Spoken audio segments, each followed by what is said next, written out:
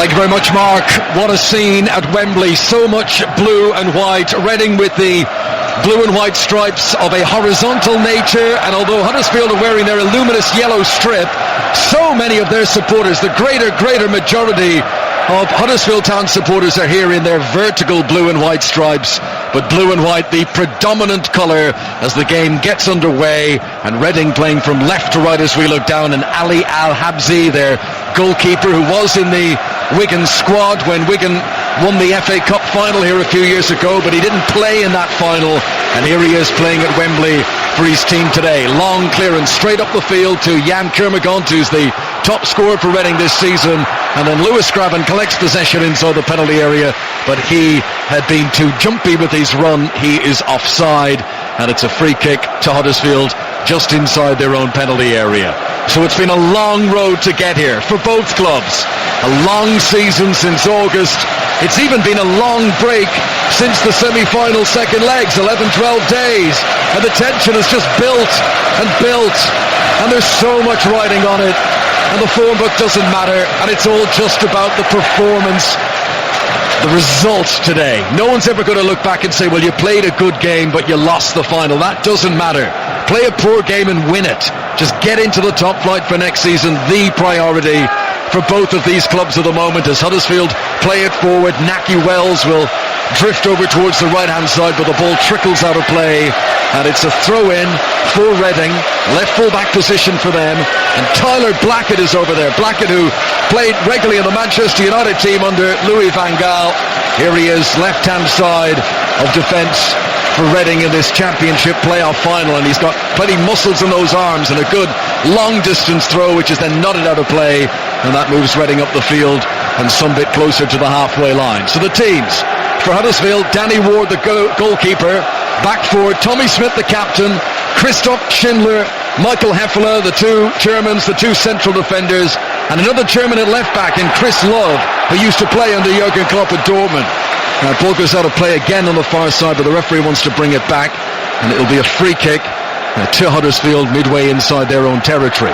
Aaron Moy, the Australian, alongside Jonathan Hogg in the middle of the midfield, with Elias Kashunga on the right-hand side, Rajiv Van La Parra on the left, Izzy Brown on loan from Chelsea will sit in behind Naki Wells, the Bermudan, the striker up front.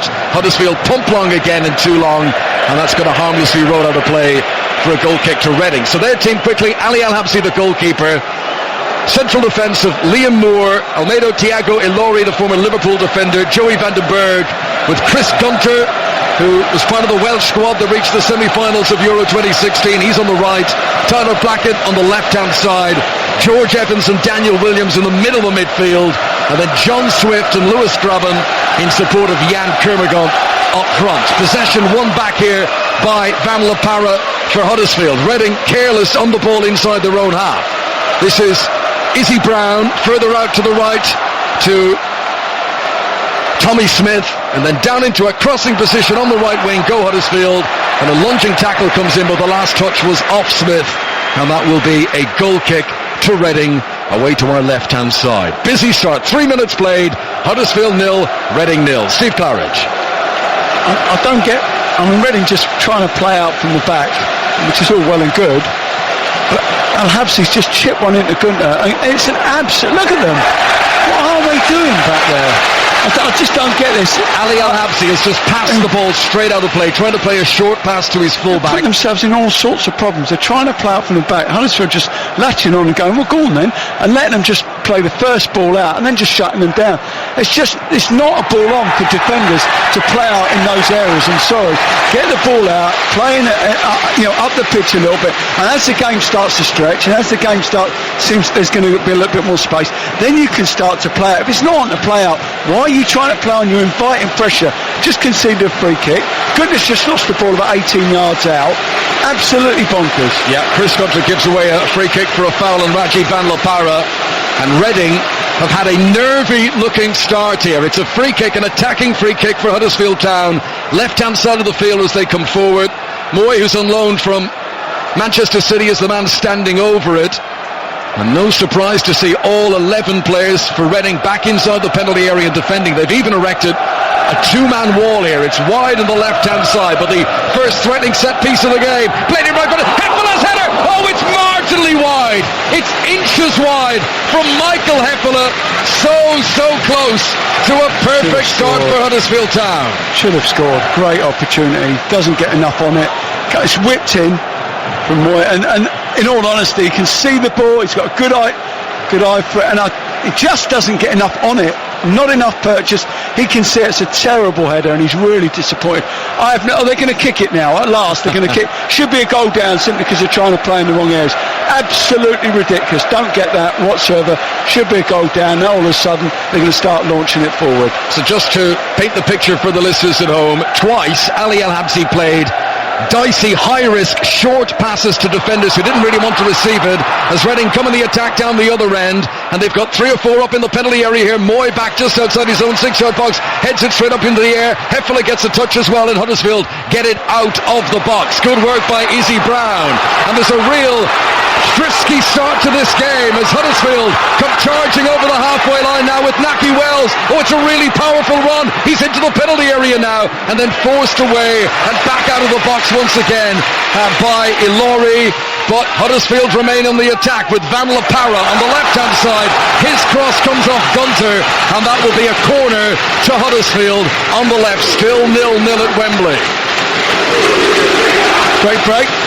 Real bags of pace there from Naki Wells. Bags of pace. Good move from Reading. Probably a little bit unlucky not to get on the end of something there as the ball comes in, but a wonderful break from Naki Wells. Moy's going to take the corner kick. Excellent delivery for the free kick a moment ago. This is also on the left-hand side. Huddersfield Town in the yellow and black. Here comes the delivery from the corner, right-footed in swinging, met by the head of Gunter at the front post. That skimmed it over the rest of the players inside the penalty area and out of play for a throw-in on the far side. When Ali Al-Habsi was playing for Reading under Brian McDermott, his strict instructions were to kick the ball as far as possible. I was reading an interview with him this week where he said he actually felt more than ever in his career he had gained distance and length. It was like a golfer in the driving range practicing his kicks from the ground to pump it up the field as far as possible. And then he said when the new manager Jaap Stam came in, the instruction was the opposite. I don't want to see you pumping it long, I want to see these short passes. They've done well all season, they've got Reading to this stage, but they've almost been very costly and careless in the opening stages here. Here is Rajiv Van La Parra on the left-hand side. Plays the ball for Chris Love, who I don't think is going to get there. Charged all the way to the byline, but the ball was already out of play, and that will be a goal kick to Reading away to our left-hand side. 0-0. Let's bring in Steve McLaren for his early thoughts on the game. Yeah, Huddersfield have settled the quickest, and I said before the game, it's the team that plays the normal game and plays the normal game well. This is what Reading have been doing all season. They do take a high risk, especially in possession, and this is what they're doing, and they're not afraid to do this. Generally, as they're doing now, yes, invite the press, but then play long, and that's what they didn't do the first 2 times. They've done it now. 3rd and 4th times have played long. They're learning. Yeah, here is Al-Habsi putting a proper boot on it, and in fact putting the ball out of play for a throw into Huddersfield on the halfway line. 0-0 here at Wembley in the Championship playoff final. This is the last game of the season for both these teams. In August, one of them will be starting the new campaign in the Premier League, the other will be back in the Championship. I understand the bit about wanting to play. There's no issues with that. But as a player, right, you have to judge every situation on its own merit. So it's no good trying to play if it's not on. You have to take that on board and go, actually, no, Gaffer, that ain't on there, so I can't do that. When it is on, I understand what you want me to do, but it clearly wasn't on those 2 occasions, and yet he still tried to do it. And it's, in all honesty, it should have cost them. It should be a goal down. So, no wonder he's gone long now after those 2 near scares, should we say. Van La Parra's having a sensational start to the game. He is tormenting Chris Gunter. He's won the ball off him again there, and then a cheeky little drag back followed by a back heel. Van La Parra enjoying the wide open spaces of Wembley as Elias Kashunga now attacks down the right hand side, and he's in around the fullback. Supporters arriving as well. Huddersfield into the penalty area. Kashunga on his right foot shoots across goal, and Izzy Brown should have scored. He has put it wide. How? We have played 9 minutes and Huddersfield have had 2 glorious chances. They have failed to hit the target with either. Izzy Brown quite simply had to score there. I have no idea how he's missed that. I mean, his reaction isn't one of, it's a fantastic chance. It's quite a cool reaction. But from our angle, I mean, it looks like an unbelievable chance. Comes across goal. He's 2 yards out, nobody around him, left foot, okay, probably not his stronger foot, but he's just got to guide that into an empty net. And do you know what? I think that's hit his shin. I think that's hit his shin. That's bounced up. It has. It's hit his shin. Well, see, we can't all do it, can we? Incredible chance for Huddersfield, but it remains 0-0 down the other end. Here come Reading and a shot from well outside the penalty area. And it was off target from Lewis Graban. I mean, it needed to be really well struck from that sort of distance, and it was really well struck, and it was only marginally wide. It's got a great feel, hasn't it, already, this game? Incredible start to the game. How they are not leading Huddersfield here, I will never know. They could well be kicking themselves come the end of this game. So that is two incredible chances. It was a really good FA Cup final here on Saturday. This has started at a fantastic pace here today, as here comes Chris Love, who takes a short goal kick of Huddersfield's and brings it in his stride up over the halfway line. And then Van La Parra is challenged well by Daniel Williams, who's easy to spot down there with the bleached orange hair, and the ball goes out of play for a throw-in to Reading on the right-hand side. Steve McLaren, what's it like being a manager when you see your team have a great start, as Huddersfield have done here, creating chances, but crucially not taking those early chances? Wagner will be absolutely delighted with the start. That's the intensity that Huddersfield have been playing. They're playing the normal game. They're pressing the hell out of Reading, and it's causing them problems to play. You saw exactly the situation with Huddersfield. Reading pressed, but Huddersfield played out with composure. It's playing the normal game, and Huddersfield are doing it at the moment more than Reading. Here come Reading now. Chance to come over the halfway line for Thiago Ilori, and he's got Gunter further out in the right wing-back position. No easy access route further, though, for Gunter, so he'll turn and give it back to Ilori again, and then it's intercepted, and this gegenpress German style that we've seen with Jurgen Klopp and Liverpool in the Premier League, and he's made David Wagner's enjoying using it to good effect here, as ball is pushed too far by Jonathan Hogg in front of Van La Parra, and it runs out for a goal kick away to our left. But I watched the body language of both managers as the teams came out. David Wagner looked like he had never had so much fun in his life. He came out the tunnel with this huge beaming smile, and I'm sure inside his chest his heart is thumping and his nerves, but he was emitting none of that, whereas Jaap Stam came out with the typical Jaap Stam game face on, ready for war. And I'm just wondering if that sort of mood has been matched. A bit of nerves from Reading, more enjoyment from Huddersfield. Let's go out there and play. What do you think, Steve Claridge? I don't know. All I know is that he will be absolutely gutted that they are not leading. He will be kicking himself. He'll be moaning. He'll be bemoaning his luck. They are two incredible chances. They're not half chances. They are incredible chances. You know, you dream about them.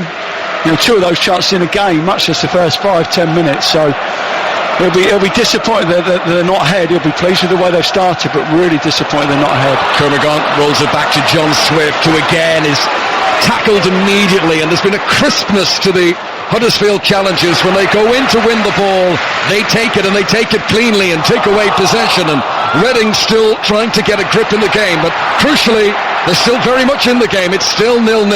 This is 5 Live from the BBC. Two early chances.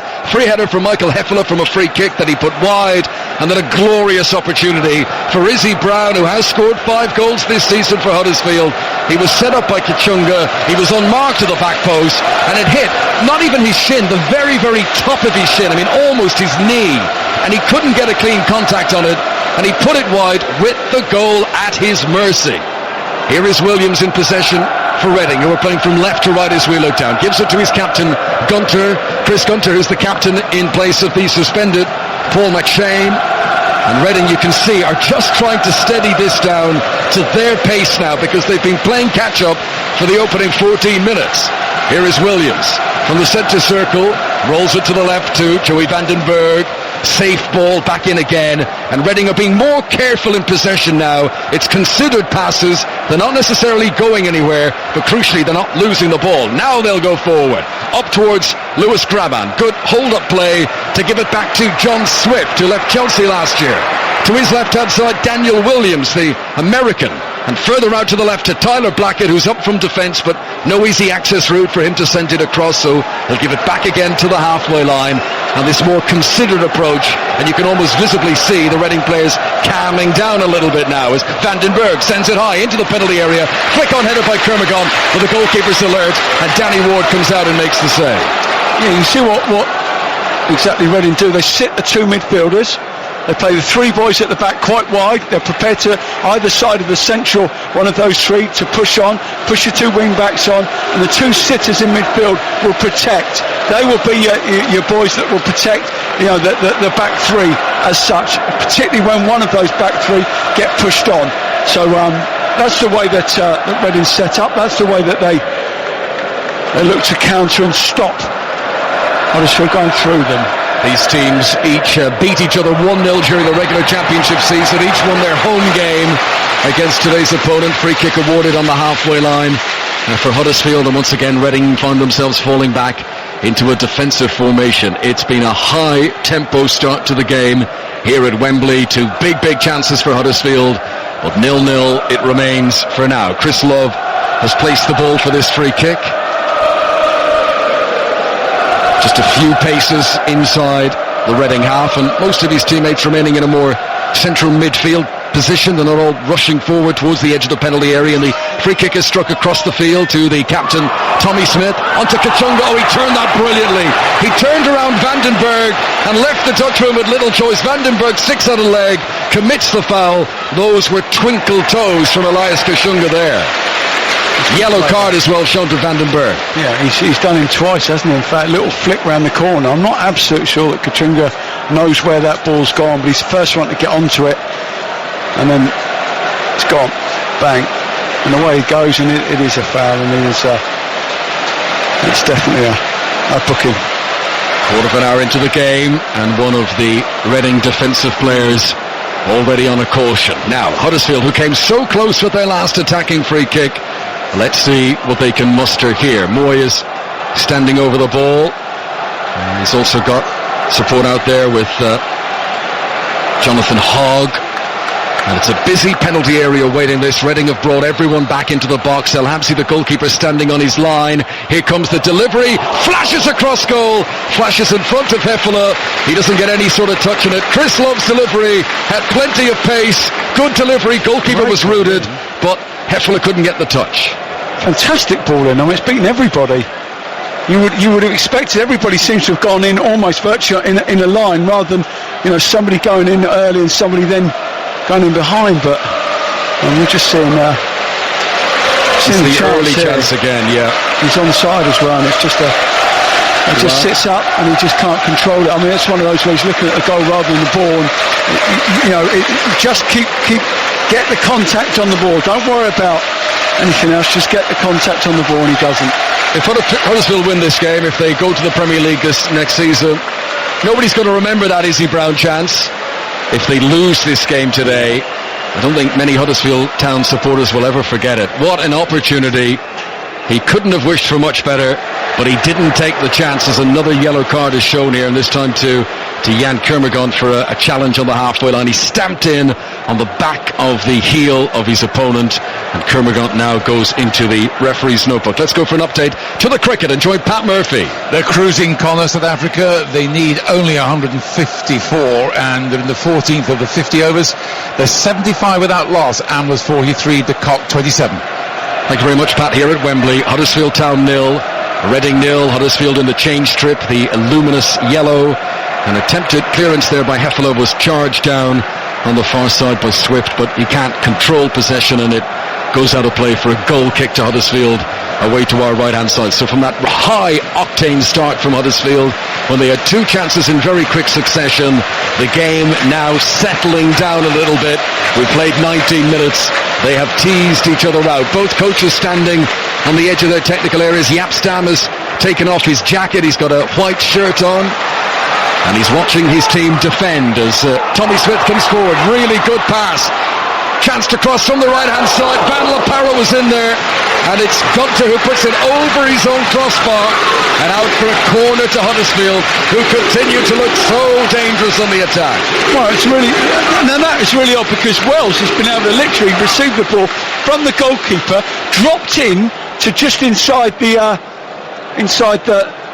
half, and he just really got hold of it, turned and played Evans and Williams, surely someone's got to drop in there and say he cannot be allowed just from the keeper to float the ball in to your centre forward like that. Almost incredible the way he's done that. The space, I understand the space is opened up because they want to play out from the back, but you've got to actually hold your discipline and hold your shape if you're playing against that. Fair enough, everybody's pushed on, but the gap in the middle there, the keeper just to drop it into Wells was ridiculous. Huddersfield are trying to do. In fact, they're playing as much from the back as Reading, but what they're doing is sucking Reading in. Reading are going man-to-man in midfield. It's creating a massive gap for the ball to be dropped into Wells, and what Moore has to do is they have to go one.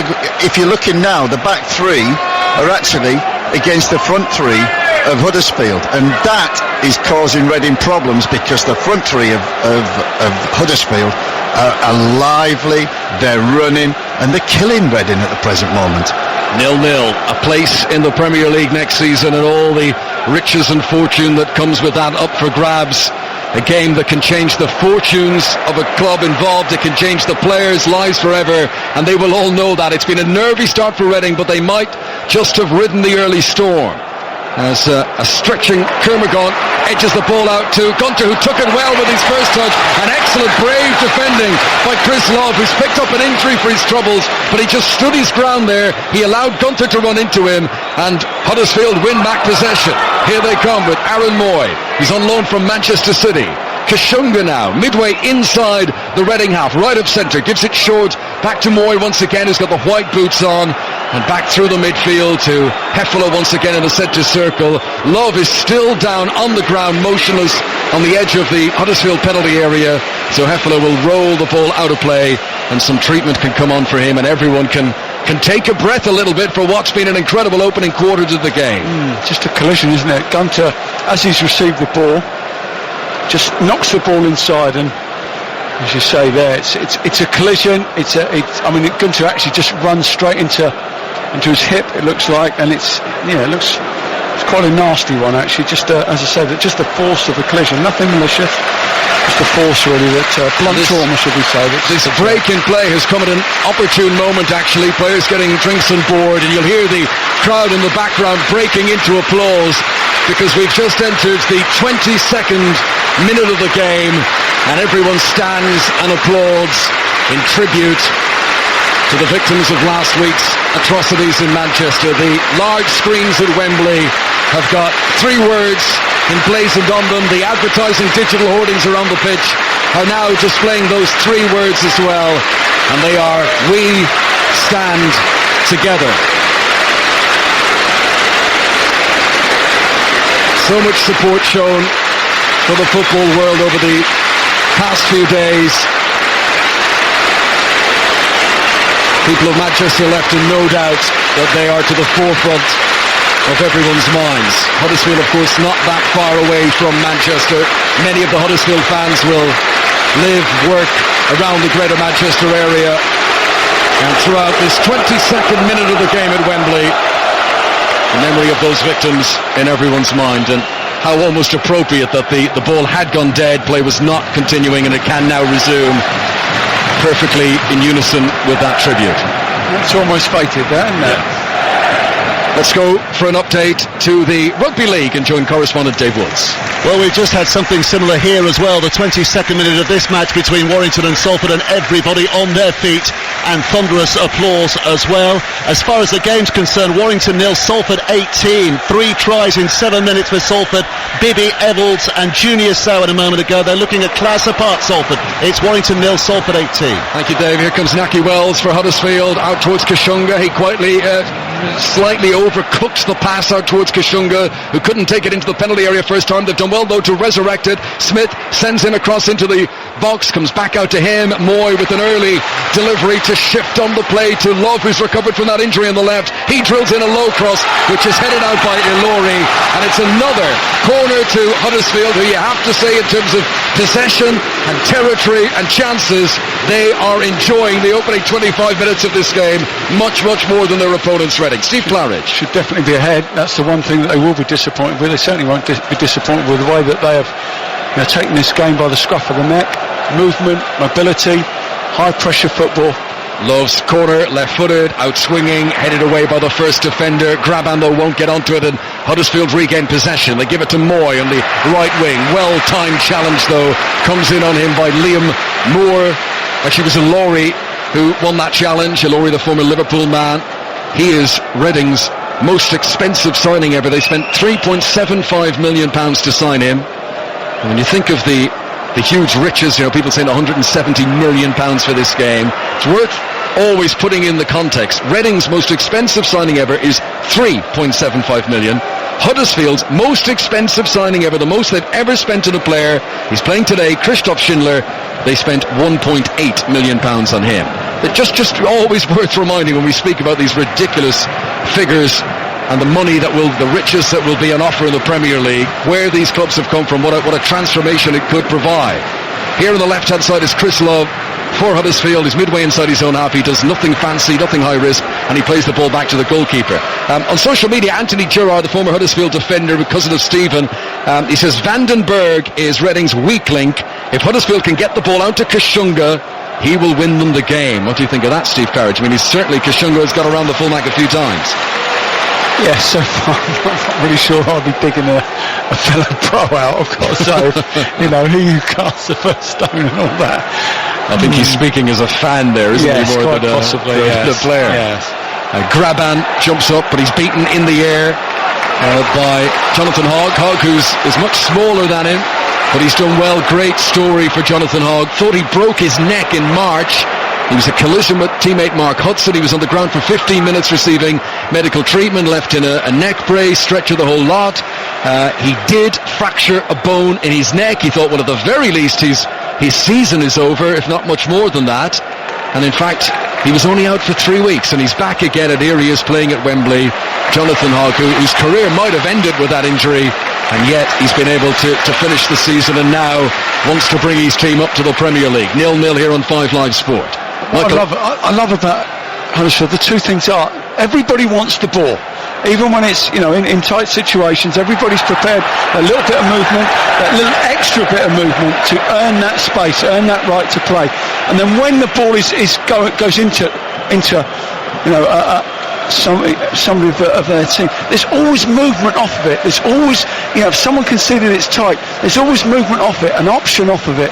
Whenever it goes into somebody, it's high energy football, it really is, but everybody on their side, you can see, has bought into it. Everybody's comfortable, everybody wants the ball, and they want the ball because they know that a teammate will give them an option and will provide movement for them to acquire space for them. Gunter, right hand side for Reading. He's on the halfway line. Let's go to Lords. There's a wicket. Pat Murphy. At last, England have made a breakthrough, although Hashim Amla got himself out. Roland Jones, his debut wicket for England in one-day internationals. Wide one, chased it, played on. Amla gone for 55. It's not going to make any difference. 95 for one in the 15th over, chasing 154.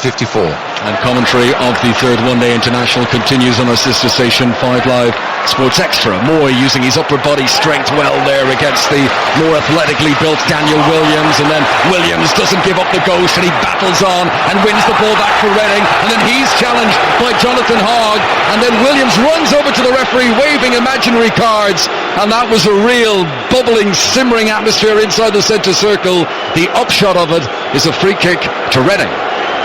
He's done more than anybody, Williams, to get Reading going. I saw early on in the game when they were under a little bit of the cosh, and he ran and he chased 1, 2, 3 players, and then he just remonstrated with his teammates to say, come on, because we're not in this game, we're getting played round, we've got to start closing them down, we've got to make sure that we can match them in those areas, and that we can get after them like they're getting after us. And he's just carried on in that sort of vein, and that was a wonderful example there. That toughness and that resolution to get the ball back and keep it. The referee's been busy. Yellow card to Hogg. Kermagund has been booked. Vandenberg has been booked as well already. And it certainly has been feisty at times as Huddersfield clear the ball from defence high and long and looking for Naki Wells, but easily dealt with at the back by Vandenberg. And then he will give it to Thiago Ilori, and into the midfield again, and Daniel Williams. Born in Germany but plays international football for the USA, and he's been trying to take the game by the scruff of the neck inside the middle of the park for Reading here in this game. Vandenberg has it back again, 10 yards inside his own half. Suddenly there's no pressing from Huddersfield. They're retreating back a little bit now. You can't press, as I said before the game, you can't press for 90 minutes, certainly not out there in that sort of heat and that atmosphere. You've got to pick and choose when you go and when you conserve that energy. I think, Steve, from my information and from what Wagner does, he has two fight zone areas where his team actually set up to press the team. One is very high, which we've seen already, and the other fight zone is when they drop very deep, which they're doing now. Both have been very effective, whether they press high or press deep. The fight zones, certainly for Huddersfield, are working very well. It's going together, Steve, isn't it? That's the thing. It's not going. It's all going of one mind. Go right. We go now, or we sit. Yeah. We sit, and now we go. It's one of those where you can't confuse the two. Both teams want to press, and what's happening is Huddersfield are pressing more compact than what Reading. Reading are going in ones and twos, and when you look at it, the two teams, you're looking at Huddersfield. Yeah, that's the Huddersfield I've seen all season. You're looking at Reading. That isn't the Reading that I've been watching all season, and that's the difference at the moment. Chance for Huddersfield. Naki Wells, who got to within 7 or 8 yards of the penalty area and couldn't pick out an easy pass to a teammate, but he gets it back here from Izzy Brown and goes down under a challenge. Referee says no free kick, and Reading are able to clear the ball away. Kermagant with a header down for Lewis Graben. With the white boots, he'll spin around to hold on to possession and then receive the ball once more from Chris Gunter. And Graben is now 10 yards inside the Huddersfield half, looking up, trying to see if there was a ball to release, and takes the safe option of a short ball to Daniel Williams. Eventually Reading get it over to the far side and to Tyler Blackett. Back into the middle of the park to George Evans, who came through the youth system at Manchester City. He's got the former Heerenveen player Joey Vandenberg with him. Vandenberg with a good ball through the midfield to Graben. But Graben, once again, when he gets the ball, immediately retreats back 10 yards again.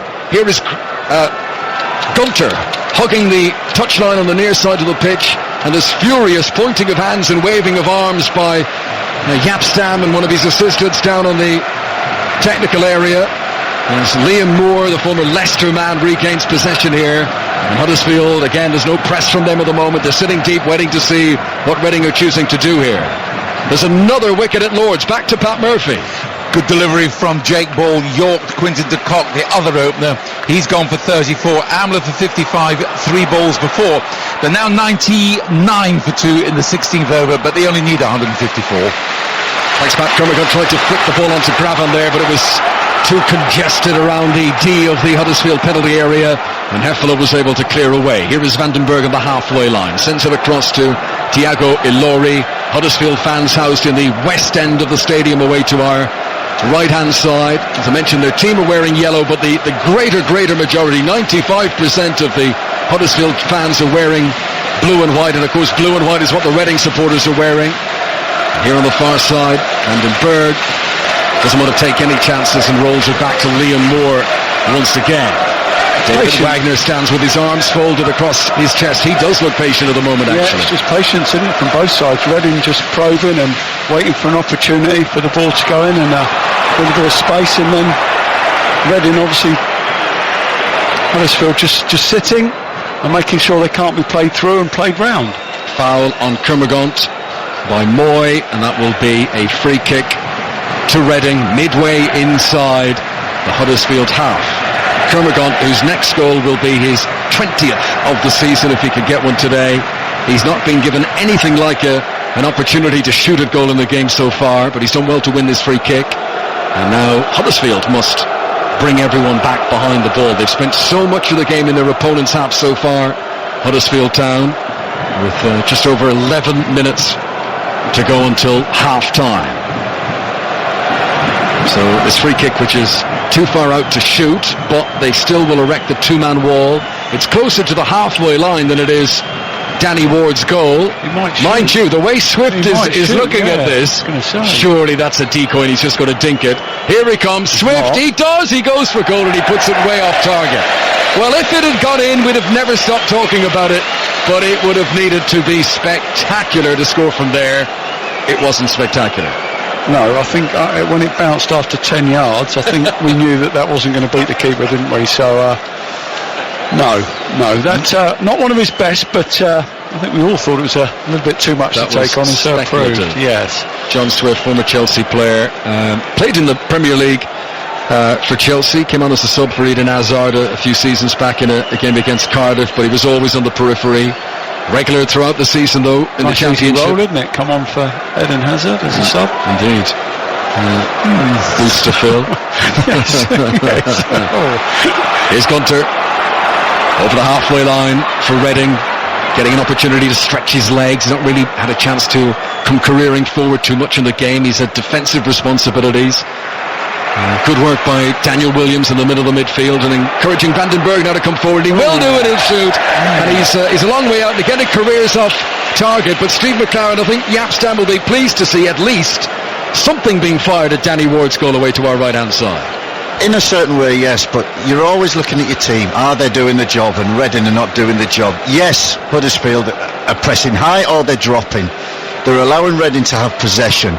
But you've noticed, and Yap will notice, that they're actually nervous in possession. They're nervous about going forward or playing forward because they've lost the ball on other occasions and been counter-attacked.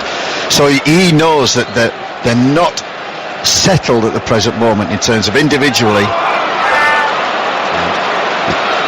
Yeah, in terms of individually and collectively, yes, possession, but they're looking very nervous on it. Here is Izzy Brown for Huddersfield. He doesn't look nervous on the edge of the penalty area. Rolls it in low along the ground towards Kashunga. There was appeals he might have been fouled, and as it is, there's a follow-up shot from Brown that takes a deflection, and that goes out for a corner to Huddersfield. Reading, I guess, have every right to be a bit nervous. The last 5 times they've come through the playoffs, they have failed to secure promotion, and they are very fortunate not to be behind in this game. If you're joining our coverage on 5 Live, there was 2 glorious early chances. A header from Hefele, then the really big one, an open goal gaping in front of Izzy Brown, and he wasn't able to put it in the back of the net. Moy will take this corner for Huddersfield from the left-hand side, in swinging. Goalkeeper Al Habsi thought about coming, then retreated, and he's lucky there was no one behind him. It just goes out of play again on the far side, and that will be a goal kick. There's nothing wrong with the ball. I mean, you would have imagined somebody would have been attacking, that back post. To just even second phase ball, keeping that ball in and getting it back across. Nothing wrong with that. Habsi's come, can't get it. It's just a little bit more tempo about Huddersfield when they break, and you get that. They're picking their moments.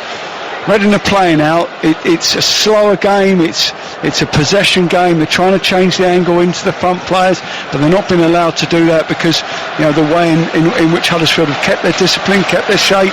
So it's a much slower process getting forward. Whereas Huddersfield, when they break with lots of pace and lots of movement. Huddersfield 0, Reading 0. Here is Chris Gunter, the Welshman, playing it forward first time. This time, but straight towards Van La Parra. And Love, and between them they've been solid in that left side of the Huddersfield defence in the game. Van La Parra had a really sparkling opening 10 minutes of the match, got a little bit quieter since then. Reading have settled down somewhat, and here is Liam Moore on the halfway line with the white boots and laying it up short to Vandenberg on his left hand side, further out to Blackett, right up against the choke of the touchline. Infield. Really interesting there, Connor, was Izzy Brown was the first man forward, and then he looked across to Naki Wells as if to say, right, your turn to go, and I've got to drop in. And it was almost an understanding there, you've got to go and shut that, not me. And he just dropped in, Brown, and Wells went and closed the ball down. So there's this definite shape out of possession that they must adhere to. Because what Brown didn't want to do was go to the ball and get caught out of the position that he should have been in. So he's waiting for Naki Wells, come across to actually shut the ball. I can then drop into the position I'm supposed to be in. Yeah, Huddersfield are a study of organisational discipline. Everyone's got a role. Nobody looks out of place. Here is Hefele, centre of the Huddersfield defence. It's up to Reading to try and break that, though, isn't it? It's up to Reading to do the bits that will cause them to come out of those areas and will cause them concern. At this stage, not quite managed to do it just yet. Hefele plays it long. If you're joining our coverage here, Danny Ward hasn't had a save to make in the game so far, the Huddersfield Town keeper. And challenge on the far side, see the ball go out of play, and that will be a throw-in to Reading. So this is 5 Live from the BBC. Great to have Steve Claridge and Steve McLaren alongside us here for the commentary. Mark Chapman will be with us shortly during half-time. There are 6 minutes of normal time remaining in this first half at Wembley.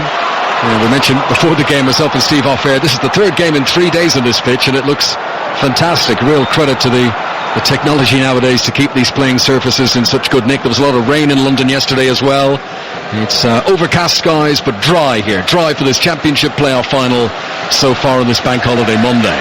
Daniel Williams, again, he's the one trying to pull the strings for Reading. Plays it forward. Graben never really had it under his control, but he didn't lose the ball either. Gives it back behind to Ilori. Ilori on to Graben again. Good work by the defender, Christoph Schindler, who's a real no-nonsense German centre-half. And he's so solid and sturdy, he wins the ball back, and in support of Love, they will come and clear it away. 3 Germans in the Huddersfield back 4, Love, Hefele and Schindler. And here's the other one, Tommy Smith, the other of the back 4. He's not German, he comes over the halfway line, rolls it in front of Kashunga, but too far in front of him, and that goes out of play for a goal kick to Reading, away to our left-hand side. Still 0-0 for now. That is about as English a name as you can get, isn't it? Tommy Smith. Only missed 4 league games out of 46 this season. He's another who came through the Manchester City Youth Academy, Tommy Smith. You see there, Steve, how Huddersfield are pressing, and the free man, there's always a free man if they press like that, and the free man is Gunter, but Gunter's gone into the middle. Yeah. Normally Gunter should come out to the wide players. Exactly what Huddersfield do when they're pressed. They're chipping the ball to the fullback. Yeah, I mean, it's easy there for Reading to chip the ball to Gunter, but he's running inside. It's a sign, it's a body language sign that do you want the ball or don't you want the ball? Wicket at the cricket, back to Pat Murphy. Another wicket for Jake Ball. This time Faf du Plessis is out aiming an expansive off drive. Got a little nick to Butler. Good diving catch. They were 95 without loss. They're now 101 for 3 in the 18th over, needing 154. Thanks very much. Pat, yes, commentary continuing of the cricket on 5 Live Sports Extra. Here at Wembley, 4 minutes to go in the first half of this championship playoff final. The game, they say, is worth 170 million. That's what you're guaranteed to get into your club, moving up to the Premier League. Of course, if you can stay up a season or 2, that just begins to multiply. As here, John Swift on the edge of the Huddersfield town penalty area has done well for Reading. He's twisted one way then the other, but he's managed to hold on to the ball. He's surrounded by opponents. He's still going, eventually falls to the ground. I think he was looking for a free kick there. Nothing doing with the referee, and Van La Parra comes away with the ball. What a run, what a surge. He's made up 40 yards already into the Reading half, and then he wasn't fouled by Williams, or was he? Yes, he was. Referee hesitated and then did give the free kick. Free kick to Huddersfield, and the referee's coming across to have a word with Williams. Yeah, it is a foul. I mean, I think he might have been sliding just before that, but Williams does catch him. Good run again, like I said. I mean, what we have got, Steve, we've got 2 wing backs who are full-backs, who are very much full-backs. Normally when you have those 2 wing backs, most people go, well, it's as a wing back, 70% going forward, 30% defensively, particularly when you've got 2 sitters like Reading have had. So that's another reason why they're not quite getting the opportunities that they might going forward. You've got two full-backs really, who are primarily wing backs. Then you've got your 2 sitters in midfield as well. They lack numbers going forward. When the ball goes into the front 2, there isn't really people breaking the line. There aren't really people who are getting up very quickly, and that's why you see Graben coming back most of the time. There's not a ball on straight away to him, is there? Absolutely. As it goes up to him. The static, you can see it when Reading have got possession. They are static. They're playing in front. It's a full-back game. Mistake at the back for Huddersfield. We've not said that often today. Graben, though, held up 10 yards outside the penalty area. Schindler lunges it again. Very good chance no to win the ball. Again, is there for him? When you see the ball go up to Nucky Wells, this runners off him immediately. When the ball goes up to the front 2 for Reading, people are still static. There is not the mobility and the options when it goes into them. That's why we've seen Nucky Wells get it time and time again, and all he's done is got it and gone back. That's right. And what they're doing, they're just dropping off. Look, they're allowing Vandenberg to come forward with the ball. He's not very good in possession. Plays simple. Don't mind ball Blackett having back. it, do they? No. Don't mind Blackett having it. Don't mind Gunter having it. So they've got to play through the middle, and they're just not having any joy at all doing that. No. When you play 3 at the back, especially against this 4-2-3-1 of Huddersfield, it's what we call a full-back game. Reading have got to get the ball to the fullbacks because they are the free men. They are the spare men, the fullbacks. But what they're doing, they're not doing it quick enough. Gunter and Blackett are not going high enough. They're being marked too easy. And therefore there's no penetration from anybody from midfield or front players going forward. They're fullbacks playing as wingbacks, so to speak. They're almost playing as fullbacks in a wingback role. Right. And that's their problem. No goals at Wembley. Huddersfield fans making all the noise at the moment. They're on their feet and clapping. Majority of Reading fans rooted to their seats at the moment, but they'll know that they have survived real early scares in this game with those two early chances. Izzy Brown and Michael Hefele, who really each should have scored, could so realistically have been 2-0 that early stage in the game. Reading have survived that, but they're not yet creating chances of their own as Hefele rises and wins a header outside the D of his penalty area. It falls for Naki Wells, and the referee blows a whistle and says that's a free kick to Reading on the halfway line. Do you know, I wonder whether or not, the disappointment of not being ahead. You cannot dominate. You're never going to dominate for 90 minutes. But the two real good chances, and they've very much kept Reading at arm's length. The two great chances have come from Huddersfield. And at some stage that will play on your mind. As long as this goes on at 0-0, we should be ahead. We should be winning this game. And the disappointment sometimes can get through to you. 2 minutes of stoppage time being added on. Remember, we get a winner today one way or the other, even if it needs extra time or penalties. Is Van La Parra running out of play? No, he's not. Oh, the Reading defence has stopped. Van La Parra continues into the penalty area. He's done well. He sent in the cross. Too high for Naki Wells. Too far in front of Kachunga. And the boos from the Reading fans who felt that ball had left the field of play. But you've got to play the whistle. And Van La Parra was right to continue. It certainly looked. I mean, Yap Stam was 5 yards away. Was it out or not? Everybody thought it was out. I think everybody stopped bar Van La Parra. Again, Reading survive that particular scare. 0-0 it remains. Here is Kachunga on the far side, who scored plenty of goals in the first half of the season. They've dried up somewhat second half of the campaign. I think it's 2 goals in his last 14 games, something like that. But he was on a real streak up until January. Here is Gunter now on the right-hand side for Reading, and well challenged by Van La Parra. And the Huddersfield fans in near that are loving it. They're pumping fists in the air, and they're loving the grit being shown there by Van La Parra to ensure that Chris Gunter would not pass. Steve McLaren. Yeah, but if you look at the possession that Reading have got now, the three at the back, they're not moving, and Naki Wells is doing nothing, and they're doing nothing. They're just walking with the ball. Everybody else ahead of them is marked, so it's difficult to play that first pass forward. Look, there you go, straight again into Camogan.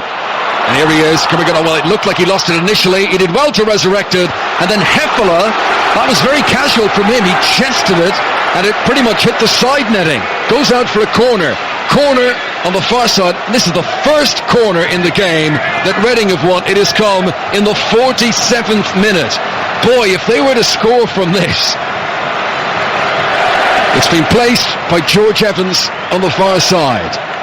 Most of the Reading players are lurking around the edge of the box, looking like they're going to charge in closer to goal now as the ball is in motion. There's a lot of pushing and shoving. Referee needs eyes in the back of his head. Here comes the delivery. Strong, firm header away by Jonathan Hogg. And that is the final action of the first half. So the best chances by far have fallen to Huddersfield, but they have not been taken. And Reading, who did grow into the game as those opening 45 minutes developed, but crucially Mark Chapman did not create many chances of their own. They go to the changing rooms at half-time at Wembley. Huddersfield Town 0, Reading 0. Thank you very much. There won't be any changes in personnel over the break. 0-0 at Wembley. And Huddersfield, who really did have some huge chances early on in the game. And Reading, as they did, certainly settle into the match and become more competitive. Still just the one corner they had in that first half, and they didn't have a firm shot on target to trouble Danny Ward, the Huddersfield goalkeeper, on loan from Liverpool. So David Wagner and Yap Stam, very much opposites in terms of the colour of their clothing down there. Wagner all in black, Yap Stam in a crisp white shirt, and we're back underway at Wembley, and many supporters still making their way back to their seats as Michael Hefele, who had one of those great chances, a header that he put off target, so another replay of it during half-time. He really should have scored. He's played it forward here to Izzy Brown, the man who had an even better chance but couldn't connect when unmarked, and the goal at his mercy. So Huddersfield looking to make up for those errors as Brown cuts in off the touchline on the right-hand side, gives it short to Aaron Moy. Huddersfield are attacking the end where their fans are housed in this second half. They're attacking the west end of Wembley Stadium as Tommy Smith veers across in front of the penalty area, gives it back into Jonathan Hogg, further out towards Love, and that's a shot on target, but it veered and swerved into the chest of the goalkeeper, and Ali Al-Habsi makes the save. 40 seconds played in the second half. Huddersfield with another chance on target. Steve Claridge. It will be a watching brief Steve's right. You'll go 10 minutes. We saw it yesterday, actually, didn't he? With the game that was here yesterday, and you looked at Exeter, who were the better side in the first half, and they never actually came out second half. So he's right. They have. You think about the first 10 minutes of this game where we got the two best chances. Probably aside from that, I know we're talking about lamenting about Reading, and what the chances that have come their way, but you look at Huddersfield, they haven't really created a massive amount, a plethora of chances after those first two, so you can understand why Yapstam is saying, right, I don't want to do too much too soon, but it is a watching brief, and the first 10 minutes will tell us an awful lot about probably what the two managers will do from there on in. If you missed the team news earlier on, both teams unchanged from the playoff semi-final second legs. I'll give you a reminder of the lineups when we get a break in play here. At the moment, possession is with Liam Moore at the back for Reading in their blue and white horizontal striped shirts. It's played forward towards Lewis Grabban on the far side. He'll lay it off to Chris Gunter, and then Reading retreat into their own half again, and Ilori once again. Here is Danny Williams, who was probably the standout performer for Reading in the first half. That's a decent ball played forward here, and Reading get away to the penalty area, shot on target, saved by Ward diving to his left. Grabban hit it well, good save by the goalkeeper. This is better from Reading, cross in from the right hand side by John Swift, is cleared away by Hefele. That's more like it, and that's woken up the Reading supporters. Well, that's the first time that Swift has actually broke the line there and got past the forward. He's just played him in first time. It's a good strike across goal, save you'd expect the keeper to make, but just all of a sudden it's not that rigid formation from Reading. Someone's took a chance, someone's broke the lines, someone's caused that little bit of an overload in an area that Reading can make more of. Now ball over the top, Naki Wells is going to put some pace on it here, try to put pressure on Liam Moore, and he has succeeded in doing so, and Wells has won possession wide on the right hand side. Good ball into the penalty area to Izzy Brown. He's got a defender, Vandenberg, right beside him. Brown tries to go around Berg. Oh, how's he kept that going? Back to Wells, chance to shoot. Vandenberg again lunges in. That's really solid defending from him, and Reading clear the ball away.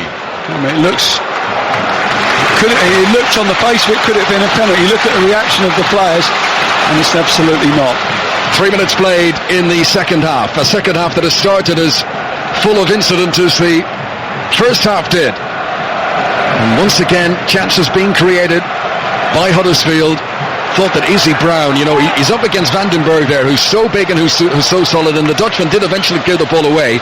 But how Izzy Brown kept that going right up against the byline was very impressive. He showed very good awareness on that occasion. One or two opportunities to get a shot off as well, Brown. Maybe that he didn't take, that he's trying to get himself in a better position rather than just on occasions you've got your yard, take your strike. Williams slides in on the far side, free kick to Huddersfield, sliding in on Chris Love.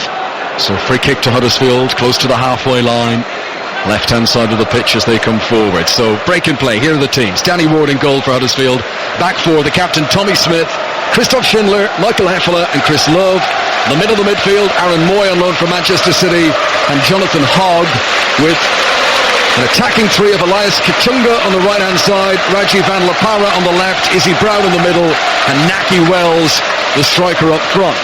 The Reading team, Ali Al-Habsi is the goalkeeper, three central defenders, Liam Moore, Thiago Ilori, Joey Vandenberg, with two wing-backs, Chris Gunter and Tyler Blackett, then George Evans and Danny Williams in the middle of the park, Lewis Grabban, John Swift, Jan Kermagont as the attacking three. Here is Kachunga down the right-hand side, little nutmeg into the penalty area, but then it went away from his grasp and he wasn't able to roll it infield and pick out his teammate Tommy Smith, who'd made a charging run up from right back. I don't know whether there was a slight grab on Kachunga there as he went past the defender, and that's just put him off balance slightly. I think that's what he's complaining to the referee about. Moy with the shaven head gets it back again from Izzy Brown. Little flick off from the Australian. Moy gets it for a third time in this move. Forward now to little Naki Wells, who's given it away to Danny Williams, and as Wells foul Williams, he does. And Naki Wells appealing his innocence there. He certainly lunged in. Yeah. Whether he actually made contact, I'm not sure, but free kick's been given. 0-0 at Wembley. This is George Evans on the ball near the centre circle, and he tries a long-range searching pass and he doesn't hit it anywhere near his intended target of Jan Kermagont, and the ball goes out of play. And you can see several of the Reading players talking to each other and say, come on, push up a little bit now, let's try and play the game inside our opponent's half. Throw in for Huddersfield. Smith to take it, captain's armband on his left arm as he takes the throw in straight to Tyler Blackett, who heads it out of play. Another throw in to Huddersfield, taken much quicker this time by Tommy Smith, into Aaron Moy, back again to Izzy Brown, who actually clipped the heels of Moy as Brown tried to play it forward to Naki Wells. So that breaks down for Huddersfield. Reading get it back again. Ilori close to the halfway line. No urgency at all about the Reading back three in possession. Comes through Moore and onto Vandenberg.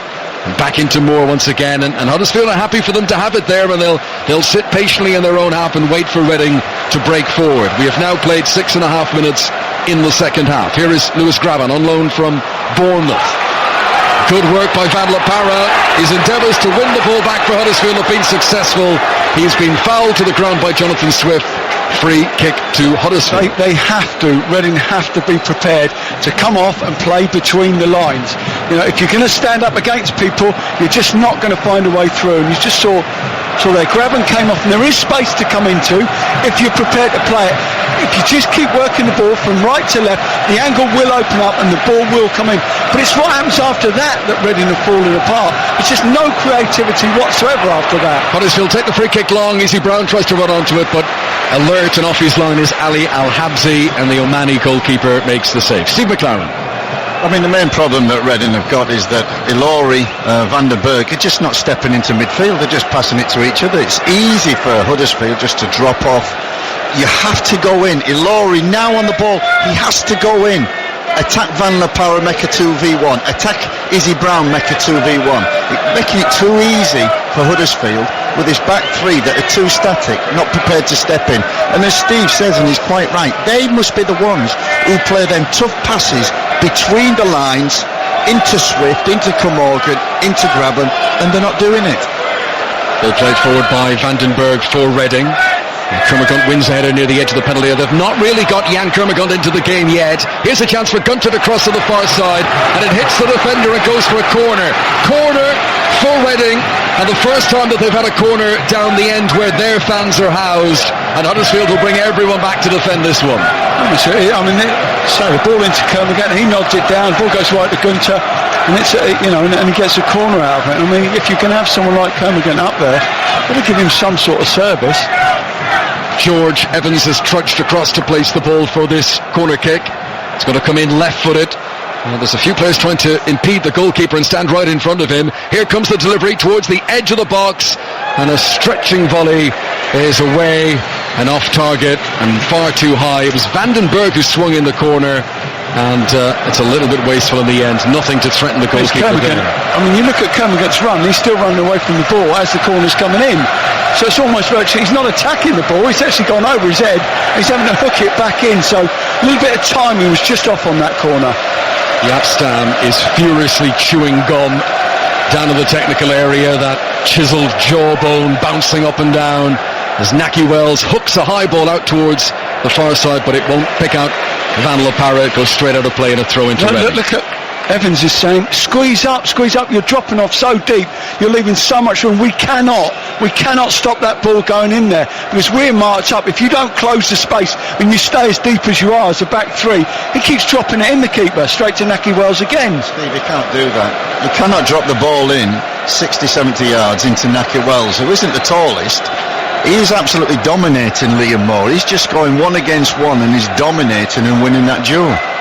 The stakes are so high. The winner goes to the Premier League next season. The loser stays in the Championship. 0-0 at the moment between Huddersfield Town and Reading here on 5 Live from the BBC. As Blackett is going to stretch, and he won't get there, and he doesn't keep the ball in play.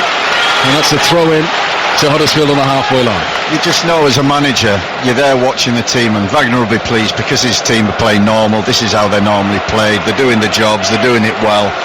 Jaap Stam must be furious. He's looking at Reading. They're nervous on the ball. They're static. Some don't want it. Perfect example was that set play which Steve talked about with Kermorgan going the wrong way. You know when it's not your day, when people aren't doing their jobs, when things like that happen. That's the voice of former England manager Steve McLaren watching this game with us here on 5 live at Wembley. Ball's gone out of play for another throw-in, this time for Huddersfield. Near side of the pitch, very close to where Yapstam's technical area is. Tommy Smith prepares to take it. Straight to Tyler Blackett. Good header. Flicked on in the midfield as well by Reading's George Evans. And then looped over the top by Kermagon. Graben's going to be onto this. Hits him with the outside of his right boot. Difficult technique, and he doesn't hit the target. He needed a very clean strike of the ball there, and he almost did everything right. The goalkeeper was a few paces off his line, and Danny Ward mightily relieved to see that loop over his head and across the goal and wide. Steve Claridge. That's a chance. That is the way that he holds off the defender Heifel there, and he still maintains the ball on his right foot, which is important. And that's just, we saw a goal yesterday. Wheeler scored it for Exeter with the outside of his foot, where he flicks it over the keeper. And that was the sort of chance there. Not as easy because it's on the angle, but a really, really good chance. Certainly their best chance of the game there for Graben. He's got the quality to do that. Outside of his foot to flick it over the oncoming keeper. 3 goals for Lewis Graben since joining on loan from Bournemouth in January. That was an opportunity in a game in which Reading have had so few chances. That was a really big one. Yes, it was. And for the first time, Reading actually played 4 passes forward, one after the other, and caused Huddersfield problems with the front 2. They've not done that all game. Maybe they need to go more direct. As Steve was saying, Kermorgan, he's a great target man. Graben's a good runner, as it proved there in that last move. Well, the phrase fascinating tactical battle has sort of become a cliche, and it's probably overused in football, but this really is a game of chess between David Wagner and Yapstam as they tease each other out and they try to find a chink in each other's armour as Graben makes a smart turn midway inside the Huddersfield half, but Schindler, who's having a really good game up against him, stretches out a firm leg and wins possession back for Huddersfield. And then Moy is a bit careless on the ball, and Graben works hard to win it back again for Reading, and they do have it.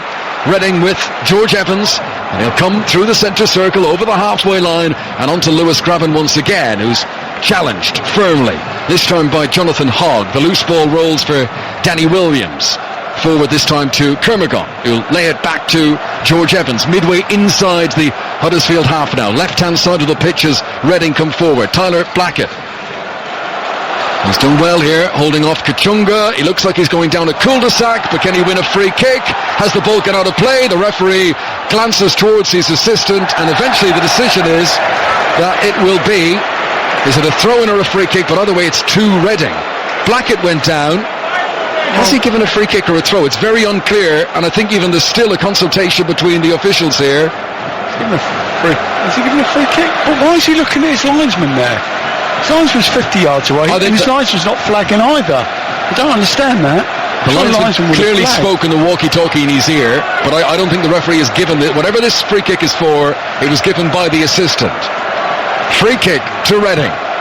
Chance to apply some pressure on Danny Ward, the Huddersfield Town goalkeeper, who's wearing bright pink in that goal away to our left-hand side. And here comes the free kick, in swinging in, decent delivery, but good goalkeeping. A punch away by Danny Ward. It falls to Gunter, who's got a chance to look up now, left-footed, back into the penalty area. Kermagon tries a bicycle kick. That was way off target and cleared away by Jonathan Hogg, but only just outside the penalty area. Huddersfield haven't fully got it away yet, but they will do now. Up to Izzy Brown, he's so strong, does well to hold off the ball. Lovely vision to pick out Kachunga, who chests it into his path, but Blackett, who's no slouch, makes up the ground, and then there's appeals for a corner, but the referee says goal kick, and that is applauded by Tyler Blackett. They needed him there, and he turned on the afterburners to get back and save his team. He certainly did. We are talking pace, aren't we? And that was the right decision. That was a really important piece of defending there from Blackett. That was real pace against pace. An hour played exactly at Wembley. Huddersfield 0, Reading 0, and a yellow card has been shown to Kachunga. Yeah, just for remonstrating, and obviously he didn't agree with the decision, but it just cannot get booked for silly things like that in a game of this magnitude. And Reading have given it away cheaply here. Now that looked like an elbow to me by Vandenberg, certainly leading with an arm. Kachunga makes nothing of it, didn't go to ground. Play on, says the referee, and Huddersfield have possession. 15 yards into the Reading half. Huddersfield are playing from left to right as we look down, wearing the bright yellow and black. Little step over from Van La Parra. His cross took a little nick on the way through. It's a corner to Huddersfield on the left-hand side. And another ridiculous clearance from El Habsi, putting himself under pressure, trying to play it out to the wing back, who in the flight of the ball is never going to get enough time to bring that ball down and play. 50-50 challenge made, 18-20 yards out, they conceded a corner. Ridiculous play again. Huddersfield corner, attacking the end where their fans are housed. It's rolled low this time from Moy to Van La Parra, back to Aaron Moy. Poor delivery the second time though, didn't get any sort of clean connection. It ends up back in the penalty area again. It hits the stomach of a defender, Kermagant, and some of the supporters who were blindsided, the rear of him, they thought that might have struck his arm. I'm very confident it hit his stomach and Reading get it away, but a throw into Huddersfield, who remain on the attack. Well, Eiffel's looking for a penalty, looking for a handball, whatever. None of it hits his penalty. Absolutely, nothing to do with the penalty there whatsoever. Reading should be able to clear here. Vandenberg, composed, rolls it short to Blackett. Blackett then gives it the good old-fashioned up and under, and that's just releasing possession back to Huddersfield once again. But a bit of a pressing game coming in from Gunter there, putting pressure on Chris Love, and that ball goes out of play for a Huddersfield throw on the far side. It has been uber competitive, this game, as you would expect, with so much at stake. A place in the Premier League, all the money. They say this is the richest game in football, the most lucrative prize for a one-off game, and we still don't know if it's going to be Huddersfield Town or Reading who'll be celebrating at the end of it. We've played 62 minutes. The ball shunted forward by Tommy Smith, well controlled under pressure by Izzy Brown. He's just outside the penalty area, helped on by Kashunga, into the box, hit by Smith on the turn. He's weaker left foot, and it sails over the crossbar for a goal kick. Yeah, I mean, that we said about the chance for Grabban, which I think was a half-decent chance. That was a tough one. He's had to hit that on the turn with his weaker foot. He just flicks up with his right foot, tries to hit it with his left on the turn, doesn't get any sort of connection, and it would have been difficult at the best of times to take that, much less on your weaker foot. We're about to have a change, and Reading are going to make the first swap. Jordan Obita, who is the one change in their matchday squad, he came onto the bench after recovering from injury. Obita will come on, and he is going to take the place of Joey Vandenberg. So, Steve McLaren, you've been making the point that maybe the three central defenders for Reading is belt and braces. Maybe there's too many central defenders there. Looks like Obita is going to come into the midfield and a change of emphasis. I don't know whether it's actually a change of shape. Obita may be more attacking than Blackett. I think they've had too many defenders on the field, Reading. They've not had enough going forward. Maybe Obita can give them that. They're still staying with three at the back. And I think because it is 0-0, I think, Yap's not taking a risk, and a big chance at the moment is just changing personnel and not quite shape. Yeah, just a shift of emphasis, exactly, rather than the shift of formation. Blackett moves in to become one of the three central defenders, and Jordan Obita, the number 11, will play as the left wing back, and they'll need to be alert against Elias Kashunga. It's 0-0 here on 5 Live Sport from the BBC. Danny Williams wins the ball, does a little drag back to himself, but Moy is tigerish in his tackling motion. Twice there he lunged and eventually does win the ball, and it goes out for a throw into Huddersfield on the far side, and that is taken quickly, and Love rolls it back to the goalkeeper Ward, who comes to the edge of his penalty area and somewhat slices his clearance, and it comes down over the halfway line and met by the forehead of Tyler Blackett. Good distance on that header, and then cleared away by Tommy Smith, and it bounces inside the Reading half and controlled by Liam Moore, and then Blackett runs it out of play, and that will be a throw into Huddersfield midway inside their opponent's half. And look at these Huddersfield fans, they are up. I mean, look at the celebration, it's like they've won a penalty or something. They've only won a throw in, but this is how tension filled it is at Wembley at the moment. Thousands of people getting to their feet, waving things in the air, waving fists in the air, bellowing encouragement to their team as Tommy Smith plays it infield. Naki Wells with good control, sends the ball forward, tries to run onto it. Blackett was the defender, he stood his ground. Referee says nothing wrong there, just a goal kick. Steve Claridge.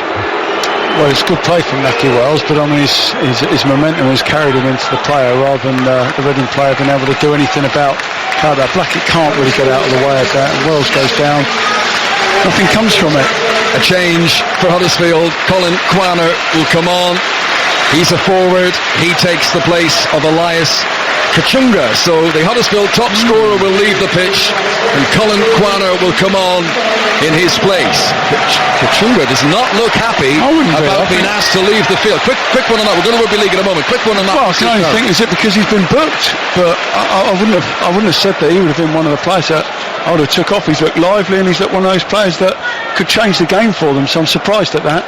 We saw this at Sheffield Wednesday, and it surprised me as well, Steve, when Kachunga can score goals, he's a threat always, and this boy Quaner came on. I was quite surprised he came on the right-hand side because he's a centre forward, but I got to say, he got Huddersfield back into the game with his dominant, aggressive runs on that right-hand side. He really did make a difference, and maybe he's thinking, well, Lightning, we hope, will strike twice for Wagner on that. 0-0 here at Wembley. We're into the final quarter of the 90 minutes. Let's join Dave Woods briefly at the Rugby League. It's Warrington 6, Salford 32. 2 second half tries from Nye Levels for a hat-trick. Salford are going to win this, and Wakefield, who were 20-0 down at Wigan, are now leading 36-26.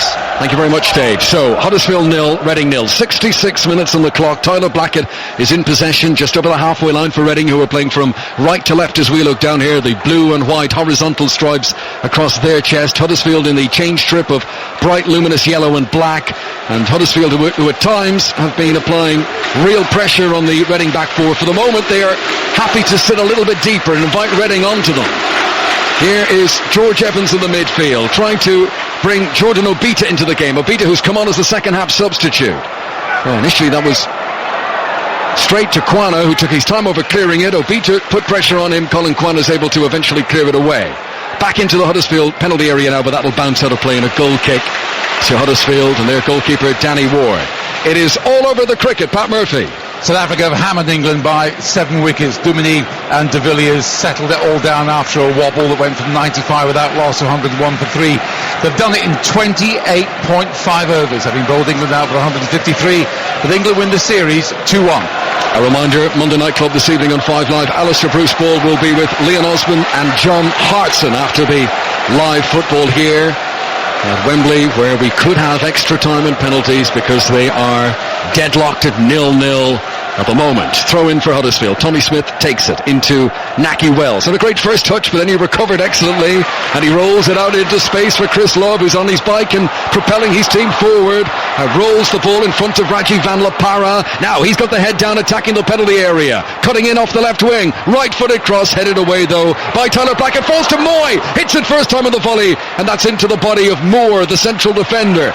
Reading living a little bit dangerously there. Huddersfield still in possession. Back at the halfway line though with Michael Heffeler. And he'll give it across to his left-hand side to Christoph Schindler and on to Chris Love once again, and Huddersfield are in motion and attacking into Reading territory. Love lunges, fair challenge though as he gets the ball. Here is Naki Wells, 10 yards outside the penalty area, looks to be pushed on the back, and it is.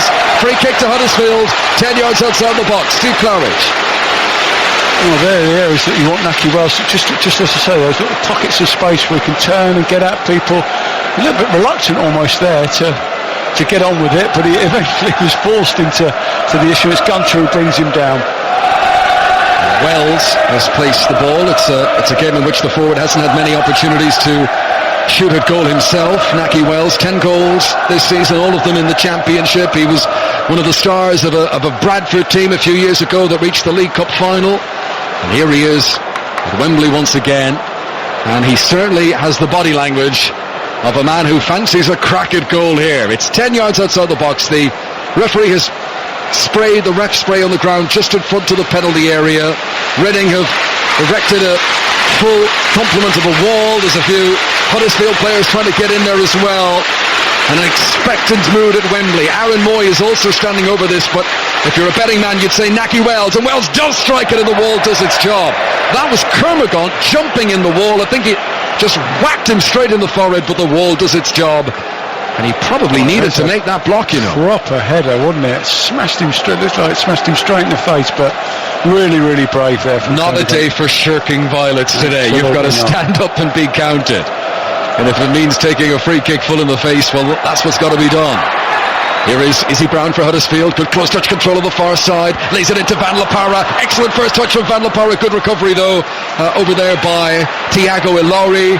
And Reading come away with possession. The game beginning to stretch just a little bit. George Evans with pace over the halfway line. Lays it out to Kermagant on the right-hand side. Grabbins in the middle. Stretches for it left-footed. Good defending by Hefele. Needed to be alert on the edge of his 6-yard box. And he was. And they clear it away, Huddersfield. And it's still 0-0. Liam Moore kept the ball in play. Tight angle up against the touchline on the far side. For a moment, Huddersfield fans thought Izzy Brown might be able to charge onto it. That's good. Close touch control by Jan Kermagant, and he's got support from Graben. Graben goes to ground. Referee says fair challenge. Oh, you could cut through the atmosphere with a knife here now at the moment. They are taking turns to attack. Here is Van La Parra composing himself on the left wing. Drops his right shoulder into the penalty area now. He's predominantly a left-footed player though, and when he scoops it with his right, it's poor, and it's straight to the goalkeeper Ali Al-Habsi. It's 0-0, and here's Steve McLaren. Yeah, I think we're entering the last 20 minutes, and I think this is where managers make the money, earn the money. Decisions now are imperative, are vital. If you want to win the game, as Jaap wants to win the game, he's got to take more risk. I think he's going to do that. He's going to bring McCleary on. That's an added attacker, and I think they need width and pace. He will provide that. Huddersfield also, I think Moyer's been subdued really in his role. He's effective, but not as effective as I see him in the case of going forward and making that difference. Last 20 minutes, we hope it opens up and both teams just take that little bit more risk which they need to take to win the game. No goals yet. Still captivating though. You still can't take your eyes off this if you're at Wembley. And Danny Williams in possession for Reading. That's great vision, but not a good execution. He was trying to swing the ball out to the right wing, and he played it too close to Chris Love. So Huddersfield get the chance to come forward once again. Van La Parra reaches the halfway line, doesn't fancy pursuing it any further into Reading territory, turns, rolls it back to Hogg, and ultimately it's back to Schindler again on the edge of his own penalty area. Nobody has yet stood up to be counted to become the hero here today. Somebody's name is going to be all over the back pages tomorrow. We don't know if it's a Huddersfield Town player, we don't know if it's a Reading player, we don't know if it'll be a penalty saved, will it be a goal scored, but somebody's going to be the hero here to bring their team into the Premier League for next season. Tommy Smith, great first touch, gets away from Danny Williams, lays it off to Izzy Brown, just outside the penalty area. Brown though, who was challenged as he tried to play the pass to Moy, didn't get a clean connection on it. He's claiming that he was fouled, nothing doing with the referee. It'll be a throw into Reading, left full back position for them, and here's the change. Gareth McCleary is going to come on in place of Lewis Graben. Graben, who's twice been part of promotion sides before, getting up to the Premier League. He's done his work for today, and McCleary has come on to partner Kermagant and Swift up front for Reading. Looking at the two subs for either side, Quanah's more worried about a beater than playing, and a beater's more worried about Quanah than actually playing. So, you know, the two players that we thought would come on and might make a difference going forward are actually more concentrated on stopping the other nullifying each other from actually doing anything. Yeah, so we've had absolutely nothing from either of those two, aside from good defensive work. Huddersfield 0, Reading 0. Here is Aaron Moy on loan from Manchester City at Huddersfield. Gives it back to Izzy Brown, who's on loan from Chelsea. And this is Tommy Smith, who's enjoyed coming forward from right back in this second half. Brown with a good ball onto Quanah. Moy tried to return it to Izzy Brown, but good challenge came in from Danny Williams, and there's hardly been room to breathe in that midfield. It's been very competitive, and much of that competitiveness coming from the man on the ball now. Danny Williams, who's surely fouled by Tommy Smith. Fouled on the halfway line. Smith's going to go in the book, yellow card. Absolutely. Good play again. I think he's been outstanding, Williams, today. Fantastic. You can see what his role is, his job. He's physical, he's strong, he's got great attributes of getting his side going. He's the one who sort of like was the baton carrier, should we say, in the first half for them, you know, when everything was going on around them. I think he's had a magnificent game today. This is 5 Live from the BBC. We are about to enter the final quarter of an hour of the regular 90 minutes. Two teams who've come through the regular championship season to reach these playoffs. Will they be going through the regular 90 minutes here today and into extra time? At the moment, nothing separates them. Chris Love does well to win possession for Huddersfield, but then his clearance is straight into the body of McCleary. He's just come on as a sub. Here's a cross into the penalty area. Danny Ward, alert, off his goal line, catches the ball high above his head, and all in one motion bowls it out into the path of Tommy Smith, who's already up to the halfway line. Gives it to Colin Quanah, who's still settling into the game. Quanah, first time back to Smith doesn't seem to have much confidence in the ball. That's a great ball by Smith. Aaron Moy's made a run. He's got Naki Wells in the middle. Williams lunges in. Moy rides the challenge, rolls it back, Quana, and it's wide.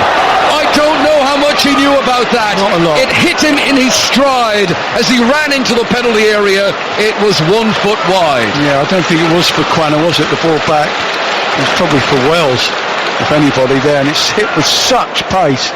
I think the momentum of his run just carries him onto the ball as Moy pulls it back. It's not for him.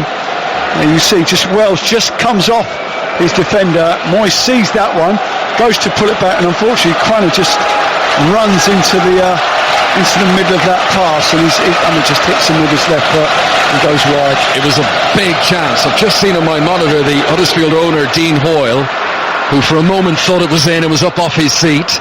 He's wearing a shirt, a tie, buttoned right up to the neck. He's got a sweater and a jacket on. It's very warm here at Wembley, and I can only assume that is some sort of lucky outfit that has served him well in the past, and that's why he's sticking to it today, because you do not need a sweater and a jacket on at Wembley today. Here is Colin Quana, second half substitute for Huddersfield, just outside the penalty area. Back into the midfield, Jordan Hart. Good vision to give it to the left-hand side, and Chris Love, who's always willing to come forward, lays it off low to Naki Wells, tries to return the 1-2. Love had continued his run, but it's cut out by Ilori, and back to the goalkeeper, and Al Habsi clears it away. Still such a competitive game. Izzy Brown, he's got plenty in the tank, lays the ball off to Quana. Quana's fortunate to hold on to possession. He nearly gave it away. Aaron Moy on the ball, being urged by Huddersfield fans to push forward, but it's a patient approach now. Not tired legs, aren't they? Yeah. Now? Everybody looks as if they've just come down off that the tempo of the game, the movement, the options on the ball. Just there's a lot of static players out there now who just look very, very heavy leg, very tired. This is taking an awful lot out of everybody there. Time to pick and choose when you make your runs and when to quicken the tempo here now. I think what you're doing, Steve, is you're entering the last 10-15 minutes of the game, and you don't want to lose it. No, you don't. No, you don't want to make a mistake. You don't want to run out of position. You don't want to give the ball away. You want to be safe. You don't take a risk. And it's one of them that you think is going straight to extra time, and you're starting to plan for that. Huddersfield 0, Reading 0. Steve McLaren, Steve Claridge alongside us here at Wembley. And here is Obito, came on as a substitute, winning a free kick just outside the penalty area. Free kick to Reading. It's fully 10 yards, probably 12 yards outside the box. And a free kick for Reading. It was Gareth McCleary who was fouled. And again, you would normally say this is too far out, but it's been a day in which people have been willing to go for goal from great distances. If you're going to have a fluke, today would be an excellent one to have one, to hit it to the top corner from this far out, from Paul Gascoigne at Wembley sort of territory. I'm going to say, if you score from here, then you deserve to get promoted, don't you? What's that? You do. 35? At least. Yeah, about 35 yards. Well, John Swift took one on, didn't he, first half from this range, so I was saying that we're taking another one on. Danny Ward, the goalkeeper, is certainly giving it every respect. He's over by his post, left-hand side as he looks out. He's leaning against that post, making sure that the wall erected in front is covering it. And there's only one man standing over the ball. So 5 in the wall. It's now become 4 as Van der Parra steps away, and then he's urged to get back in again. And they want every insulation to cover this. Swift not taking a long run up, dinks it over the top. McCleary tries to get there. Love, who had backtracked well, wins a header, and Quana is able to pump it away and out of play on the far side. And Huddersfield Town fans can breathe again, because so many of them were holding their breath for that moment. 0-0 at Wembley, where we are about to enter the final 10 minutes. It was all a little bit too that was disappointing, that, because from that area you could have worked a space, had 5 people back. 5 people Reading back. Didn't even put anybody into the area to go and attack the ball. I mean, you've got an opportunity like that, you've got good chance to put good quality into the box, yet you retain 5 people the other side of the free kick. Never at any stage did they look like they wanted to score from it. Reading hoping to go back to the top flight after a 4-season absence. Huddersfield, who haven't been in English football's top tier since 1972. 0-0 at the moment. And it could still fall either way, the pendulum. That's a good ball for Gunter. Crosses low for Reading for the right-hand side. Heffler with excellent defending inside the 6-yard box. He had Kermagant lunging for the ball. Heffler got there first and put it out for the corner. Tell you what, 3 times Heffler's done that today. His reading of the situation for a defender is absolutely fantastic. You see exactly where that ball's going to go, where the danger is, and immediately he's into that area. Just saw Chris Gunter turn towards the Reading fans and with both arms just said, come on, get behind us. We're nearly there. We can do this. Corner being prepared on the far side of the pitch for us. I think he's also complaining that his jersey was being pulled there, Gunter, inside the penalty area. But Heffler's back up on his feet. And the corner is about to be taken from the far side. Again, Danny Ward is looking for space. Doesn't want to be engulfed in there. It's an in-swinger. Close to the goalkeeper. Heffler, who just got up off the ground, is the man who wins the header and clears it away. Now they're all still in there, awaiting the ball to be sent in a second time. No one marking in the front post. Heffler again on the edge of the 6-yard box. Puts it out for a corner. Corner to Reading on the right-hand side. And Laurie there. He can bring that down, Laurie. As the ball comes in, he can bring the ball down and just turn and shoot. But he doesn't for some unknown reason. He looks just to flick the ball on. Acres of space for him. Reading fans enjoying this at the moment. They've not seen their team attack all that much in the game, but this is a sustained period of pressure with 8.5 minutes of normal time remaining. Jordan Obita takes the corner, punched away by the goalkeeper. Good distance on the punch as well. Reading will regain possession, but they're back inside the centre circle. Gunter wants it back up the other end. Gives it out to Obita again. Left-footed ball into the penalty area. Headed straight up into the air by Quana. Izzy Brown uses his knee, but that'll do. It nudges it away from the Huddersfield penalty area, and it's going to fall to Aaron Moy here on the right wing. Comes over the halfway line. Good ball into Izzy Brown, who was aware that Danny Williams was about to lunge in, so he eludes that and gives it into space. Helped on by Chris Love to Van La Parra. Love goes on the overlap. There are 3 in central positions. Van La Parra on a left wing location. Turns, gives it back to Jonathan Hogg once again. And this is Tommy Smith that he was urged to shoot, and he might well have been just pulling the trigger when Jan Kermagant came sliding in from behind to win the ball. And Smith has picked up a knock there. And for the moment, Huddersfield are playing effectively with 10 men. Tommy Smith is lying face down on the turf. His own team are in possession, and Moy will kick the ball out now for him to receive some treatment, and it is frantic at Wembley with 7 and a bit minutes to go. Steve McLaren. Yeah, it's amazing that these two teams, one of the top scorers, both teams in the championship. But the highlight of this afternoon has been the defending. They've been impenetrable, both defences really. Not many chances, not many efforts. Crosses have come in. Heffler, tremendous defending. Moore and Vandenberg and Ilori at the other end. There's been good defending. And Reading have always scored goals and conceded goals, but I think there's been a shift in Reading from the time they got beat 7-1 at Norwich. I think he's been pragmatic and gone back to go ahead and to go forward, and we always say it, you need clean sheets. And the two sides have concentrated certainly on that in the running, and certainly concentrating on that in the final. This doesn't look very good for Tommy Smith at the moment. The Huddersfield Town captain is still down, still receiving treatment. The other players from both sides have come to the touchline to get some liquids on board. There's only 6 or so minutes of the 90 remaining here. There might be another half an hour on top of that to play. This is a championship playoff final that is going to go down to the wire. And Huddersfield Town fans, I wonder how many of them are thinking back to the opening 5 minutes of the match when Heffler with a free header 4 yards out put it wide, and when Izzy Brown with a goal gaping at his mercy, no defender near him, 3 yards out, and he too was unable to find the back of the net. How costly will those misses be? And Reading, who've hardly had shots on target throughout the entire match, they're just wondering and praying, can they come up with some thunderbolt from the blue to win this match right at the death? It looks like Smith is not going to be able to continue, and that Casey Palmer is going to come on in his place for Huddersfield. And this is quite a return for Casey Palmer on a weekend in which Per Mertesacker made his first start to the season in the FA Cup final and ended up lifting the trophy. It's not quite as dramatic as that for Casey Palmer, but he's coming back from injury. He's not played in 3 months, not played at all, named on the bench here, and he's about to come on for the closing stages here at Wembley to see if he can propel Huddersfield Town into the Premier League for next season. They're certainly considering it, but they're not going to make the change just yet, because he's now putting on an orange bib. He had been stripped and ready to go, and now he's got the orange bib on, and they're still furiously working at the ankle area of Tommy Smith, who's down in the exact spot where he was injured a few minutes ago and still receiving treatment. They're now bringing out a stretcher for him. Interesting, you got the two sides, Reading and Huddersfield.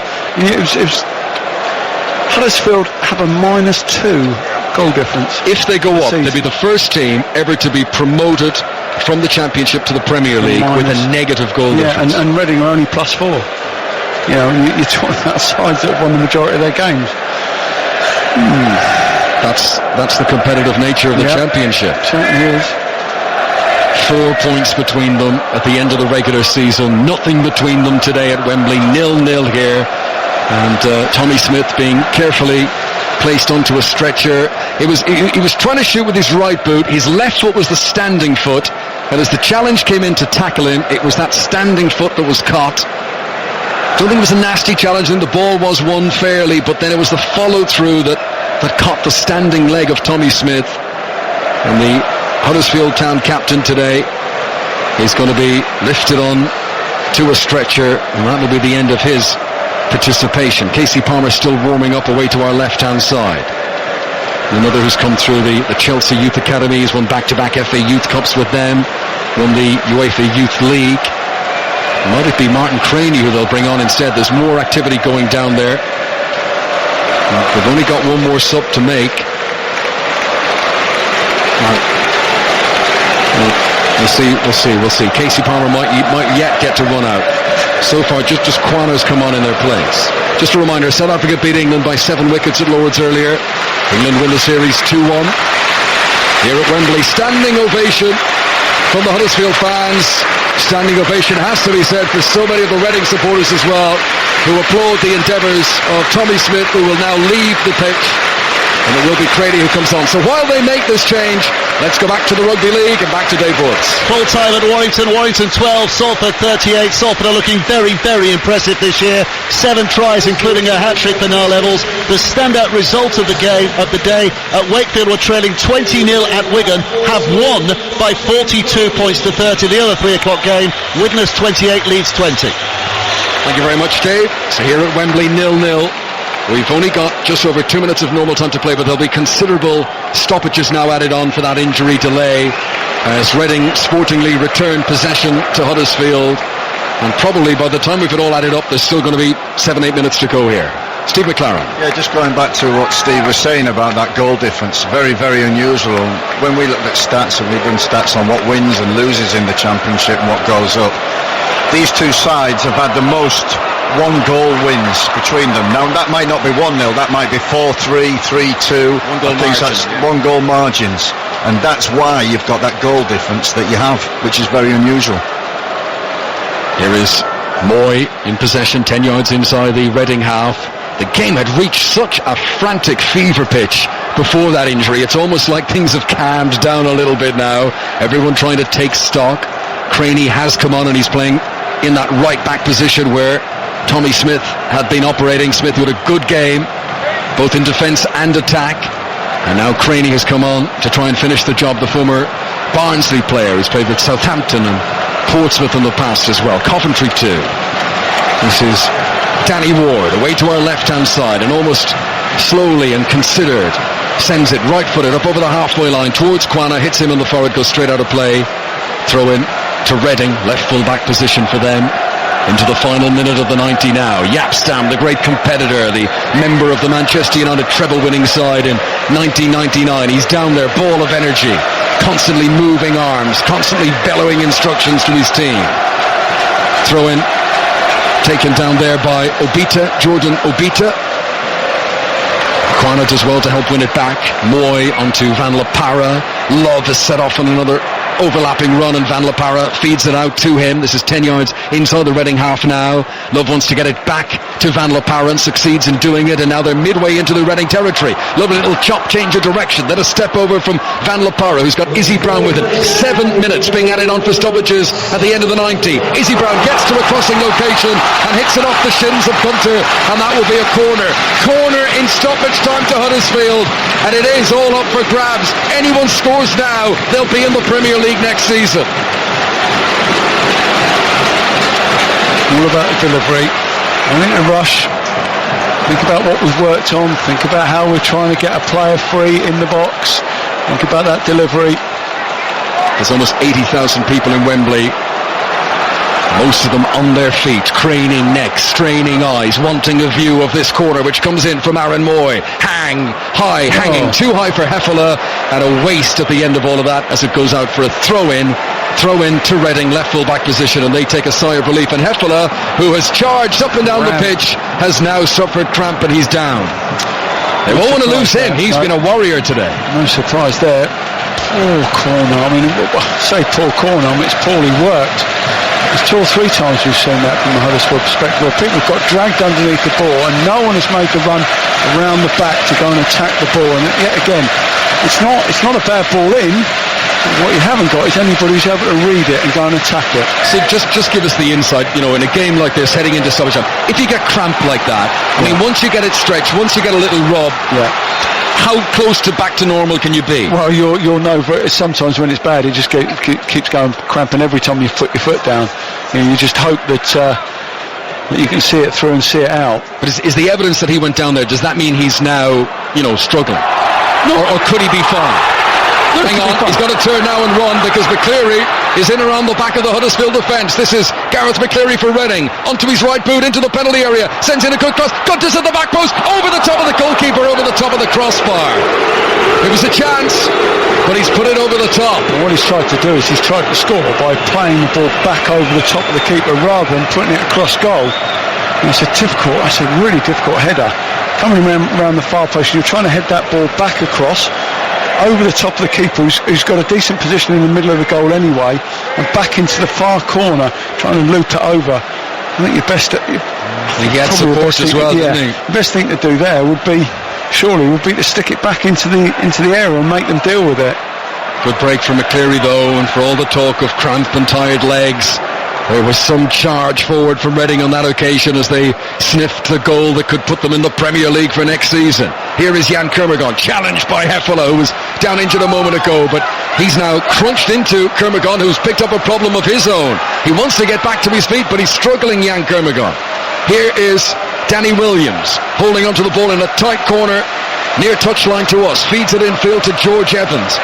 Reading in the blue and white stripes playing right to left as we look down. There is a nervous tension around Wembley that's been here right from kickoff really as Schindler comes across and plays it. Well, what composure to play it off the opponent, Gunter, and out for a throw-in rather than just smash it away.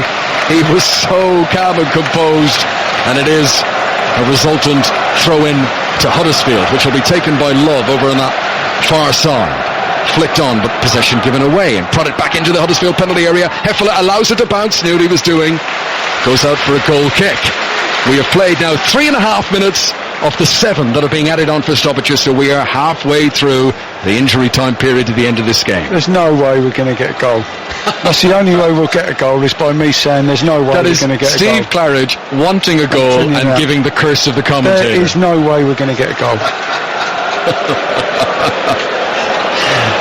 Danny Ward, Huddersfield Town goalkeeper, takes the goal kick, right-footed, high up over the halfway line, flicked on by Quana. If either team does concede now, they'll be furious with Steve Claridge. Here is Quana winning the ball off Obita. Obita tries to get back goal side and succeeds. Quana gives it in along the edge of the penalty area to Izzy Brown. Back out to Aaron Moy. Crossing position on the right-hand side. Just 2 in the penalty area. 3 now as Van La Parra joins them. Good reverse pass from Moy, but it hadn't been anticipated by Izzy Brown, and it harmlessly rolls out for a goal. I saw this yesterday, where people having good opportunities to put the ball in the box, and they're trying to do a little bit too much. They're trying to do something a little bit intricate there.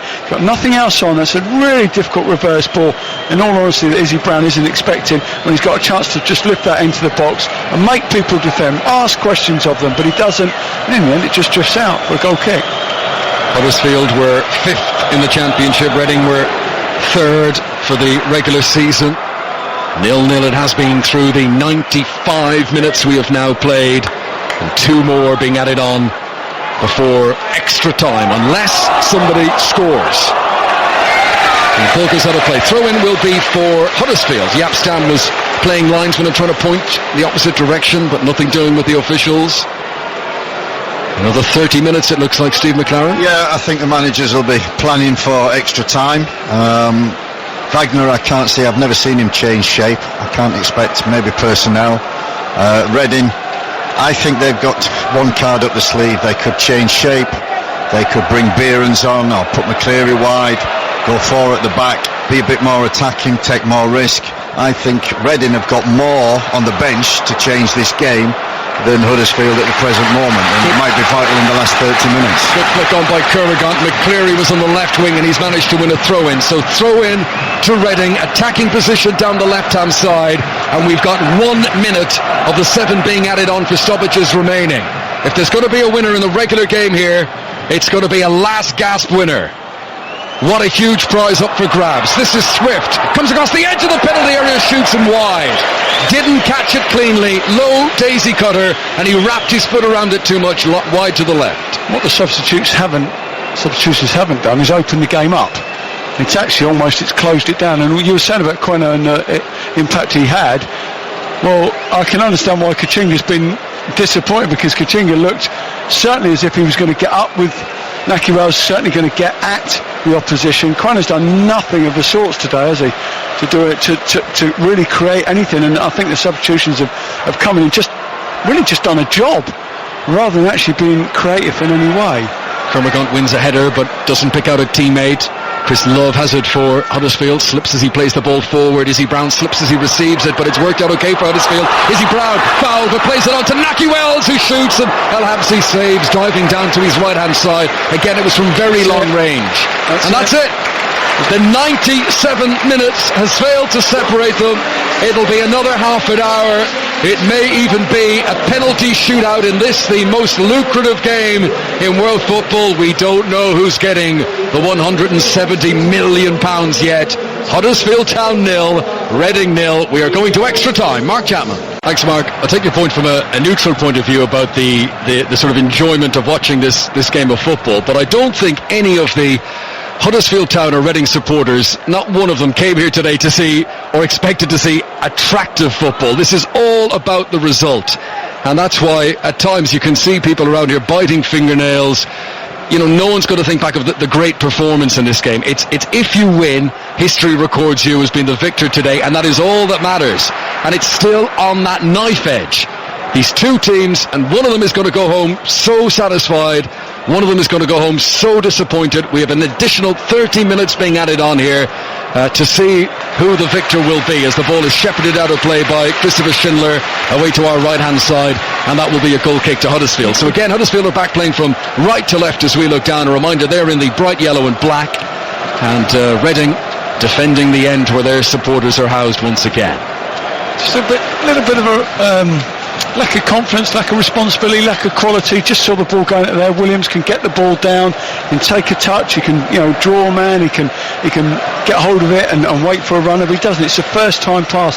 Gets rid of the ball as quickly as he can, to McCleary. And the ball's never on. And there's been a little bit of a lack of responsibility maybe in the final third to get hold of it and really draw people to you and make something happen. Here is Quana down the right-hand side for Huddersfield, trying to release himself from the shackles of two defenders. Eventually, Blackett puts it out for a corner. So, corner to Huddersfield, right-hand side of the pitch as they come forward. And Reading getting everyone back to help out the defence. Apart from McCleary, who's going to stay up in the centre circle, everyone else is back defending. 1 minute 45 seconds of extra time is being played. Ball is placed by Aaron Moy. Little quadrant by the corner flag on the far side. Ali El Habsi, the Reading goalkeeper, just one step off his goal line, knees bent, back arched, peering out towards the ball, trying to judge where it's going to go here. There's a little stunted one up from Moy, and eventually rolls it low, and it's flicked on by Izzy Brown through his own legs, but cleared away by George Evans. And Evans just happy to put it out for a throw-in on the far side, and a throw-in to Huddersfield, who will remain on the attack. 0-0 here at Wembley in this championship playoff final between Huddersfield and Reading. The throw-in will be taken by Martin Craney, who's come on as a substitute in place of the injured Tommy Smith. Jonathan Hogg has taken over the captain's armband for Huddersfield, with the captain having gone off earlier, Smith. Here is Hogg in possession. Back to Heffler, who's had a really good game, and that was not a really good pass. He's lumped it forward and easily chested down by Ilori, and back to the goalkeeper Al-Habsi, who rolled it out low along the ground, back to the Portuguese defender again, Thiago Ilori. And it's a decent ball in through the midfield to George Evans, and on to John Swift over the halfway line, has to turn under pressure from Hogg, but he's picked out Kermagant here midway inside the Huddersfield half. No great pressure on him at the moment. Back to Swift once again, 5 yards outside the penalty area. Left hand side as Reading come forward. He's got a little trick up his sleeve which he tries to activate, but can't quite find any space. And it's back from Obita to Blackett once again, and then Swift gets involved for a third time in the move, and it's a better turn this time, but he then runs it out of play. Needed to send in the cross, Put the ball in, and he's misjudged it terribly, out for a goal kick. why does he need another touch? He's done the fella with the turn. Whip the ball in with your left foot. You don't need to do anything more with it. So I'm talking about the reluctance of putting the ball in the box in an area and asking questions of the opposition. I just don't get. Possession with Ward. Huddersfield goalkeeper pumps it long on this occasion, looking to pick out the right winger Colin Quana, but it's cut out. Reading get it back again. Inside the centre circle, Kermagant onto John Swift, midway into Huddersfield territory, forward towards McCleary, overstruck. McCleary stretched, couldn't get there. A few wolf whistles, and it goes for a throw-in to Huddersfield, and Martin Craney there right back. Steve McLaren. Yeah, I think if you look at the game overall, Huddersfield have actually played how Huddersfield have played the majority of the season. Reading, I think the last two bits of play that we've seen just sum up their afternoon. You know, misplaced passes, should have crossed, didn't. And I think Huddersfield, if they do lose this, will regret it the most, because they've been the better team. They've at least been positive, and the start they had. Tommy Smith, by the way, has come back out of the tunnel. He's still in his yellow and black shirt. He's got crutches now, and he's got one of those big protective boots on. But he doesn't want to miss any of this. The man who started this game as captain and picked up an injury right at the end of the 90 minutes. Here is Ilori at the back for Reading. Rolls it infield to Tyler Blackett. I think the other thing that surprises me is we saw the first 10-15 minutes. Huddersfield pressed the life out of Reading when they had the ball at the back or even in midfield. Since then, and they had good joy from that and created chances, but since then, as soon as Reading got possession, Huddersfield have just dropped into this area, the final third of the field being very compact, and it's been hard to break down. That's been the kind of pattern of the game, which is why it's not creating many chances. Reading's Liam Kelly, who's one of the substitutes, was stripped off, ready to come on there. Now he's been urged to go back and sit down again. All the substitutions have been like for like. They might have been different players, but the game hasn't changed. The pattern of the game, the shape of the game from either side hasn't changed at all. All the substitutions have just been like for like. Well, I think it's a staring contest. You know, we're not going to change. We're going to stare you down and see who blinks first. But Kelly has got him sat down once again. Reading have got possession. Gunter, 20 yards inside the Huddersfield half, lays it infield to Danny Williams, who's always a fuzz of energy when he's on the ball. And Blackett is up from the left-hand side of defence, so beat outside him, but he gives it back infield again to George Evans, midway into the Huddersfield half. Now floated into the penalty area. Heffler gets up easily, beats Kermagant in the air, controlled by Van La Parra on the left-hand side of midfield. He's still midway inside his own half. Turns, gives it short to Aaron Moy, and then further into space ahead of Craney and Quana, who are the new look combination on the right-hand side of the Huddersfield team. Hogg once again just gets involved, the number 6, but this is all still deep inside Huddersfield territory, and we have now played almost 7 minutes of extra time in this championship playoff final. 0-0 on 5 Live Sport if you're just tuning our way. Danny Ward, Huddersfield goalkeeper, receives a back pass. Very difficult Nobody charging him down. Difficult to see this not going all the way, though, isn't it? I mean, as the game, the longer the game goes on, the less likely it looks that we're going to get a result. I mean, it's just literally just cancelled each other out, and neither side at any stage are actually going to throw caution to the wind, are they? It looks like they're just going to play this through and go to penalties. Right, looks of it. Here comes the change for Huddersfield, and Casey Palmer, who looked like he might come on towards the end of the 90 minutes, he is going to come on now in place of Izzy Brown. So it's one Chelsea loanee replacing another. Casey Palmer, an attacking midfielder, brings some fresh legs into the engine room for David Wagner's team. Warm applause from Huddersfield fans. They're glad to see him back. His first appearance in 3 months. I saw this kid first half of the season. He was excellent, full of tricks, traits. He is the actual one who will actually run forward and penetrate and go beyond Naki Wells, which is something that Izzy Brown has not done. So maybe we'll get a little bit more penetration from Huddersfield and more chances. Naki Wells slipped there as he tried to control the ball, and it was won back by Liam Moore, and Reading have it deep once again, and Huddersfield aren't going to press now. They'll allow them have possession deep inside their own half.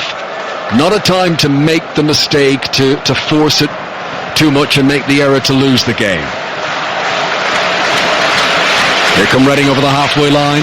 Blackett, long strides, and launches in a high cross that's way overcooked, and it floats over Danny Ward's crossbar, and that'll be a goal kick. And that's tired mind as much as tired legs there from Tyler Blackett. Reading are going to make their change now as well. Liam Kelly is going to come on, and he will replace John Swift. So Kelly, who's been with Reading since he was an 8-year-old, comes on here at Wembley to try and propel the team up to the Premier League. Swift, who looks absolutely exhausted as he leaves the pitch. 9 minutes now played in the first half of extra time, still 0-0. We haven't got the old 4 subs and all that extra time sort of. No. Okay. So, just asking.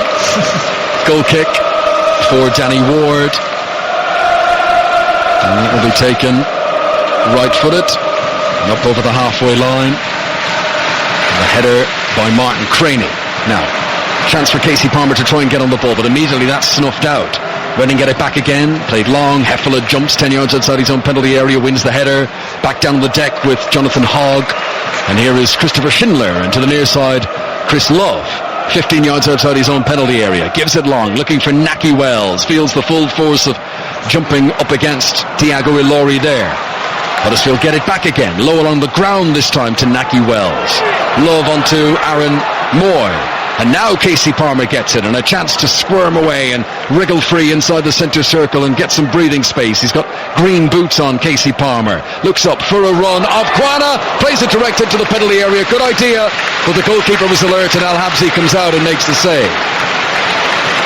He wanted to play that ball 2 seconds earlier, and he's just looking for Kwana just to get that yard of space, but it would have been a hell of a ball if it had gone through to him. Here's McCleary, shoots from miles out. It came off the outside of his right boot, and it was always careering away off target, and it's a goal kick to Huddersfield away to our right hand side.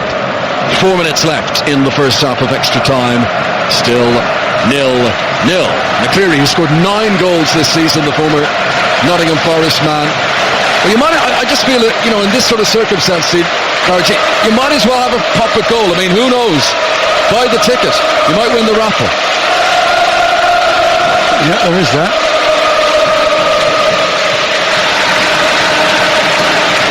Noise of the moment coming from the Huddersfield end. Blackett wins the header. Kermigan jumps bravely in the air, beats Heffler. Heffler fell awkwardly there and is going to need some treatment. It was as much about how he landed on the ground as anything else, and the physio comes sprinting on to treat the German defender. Huddersfield and penalties, sort of, it's synonymous with them, aren't they? Really? Was that the last time we won a playoff? Simon Grayson. They couldn't get out of League One, I don't think, for an awful long time. And Simon Grayson took over and won on penalties. Some ridiculous sort of amount of penalties that were taken that time. But they won it. They won obviously the semi-final, didn't they, with on penalties? So. We shall see.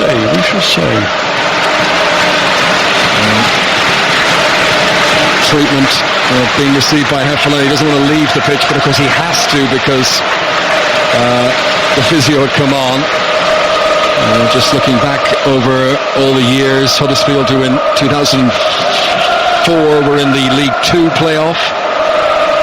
In 2012 they were in the League 1 playoff.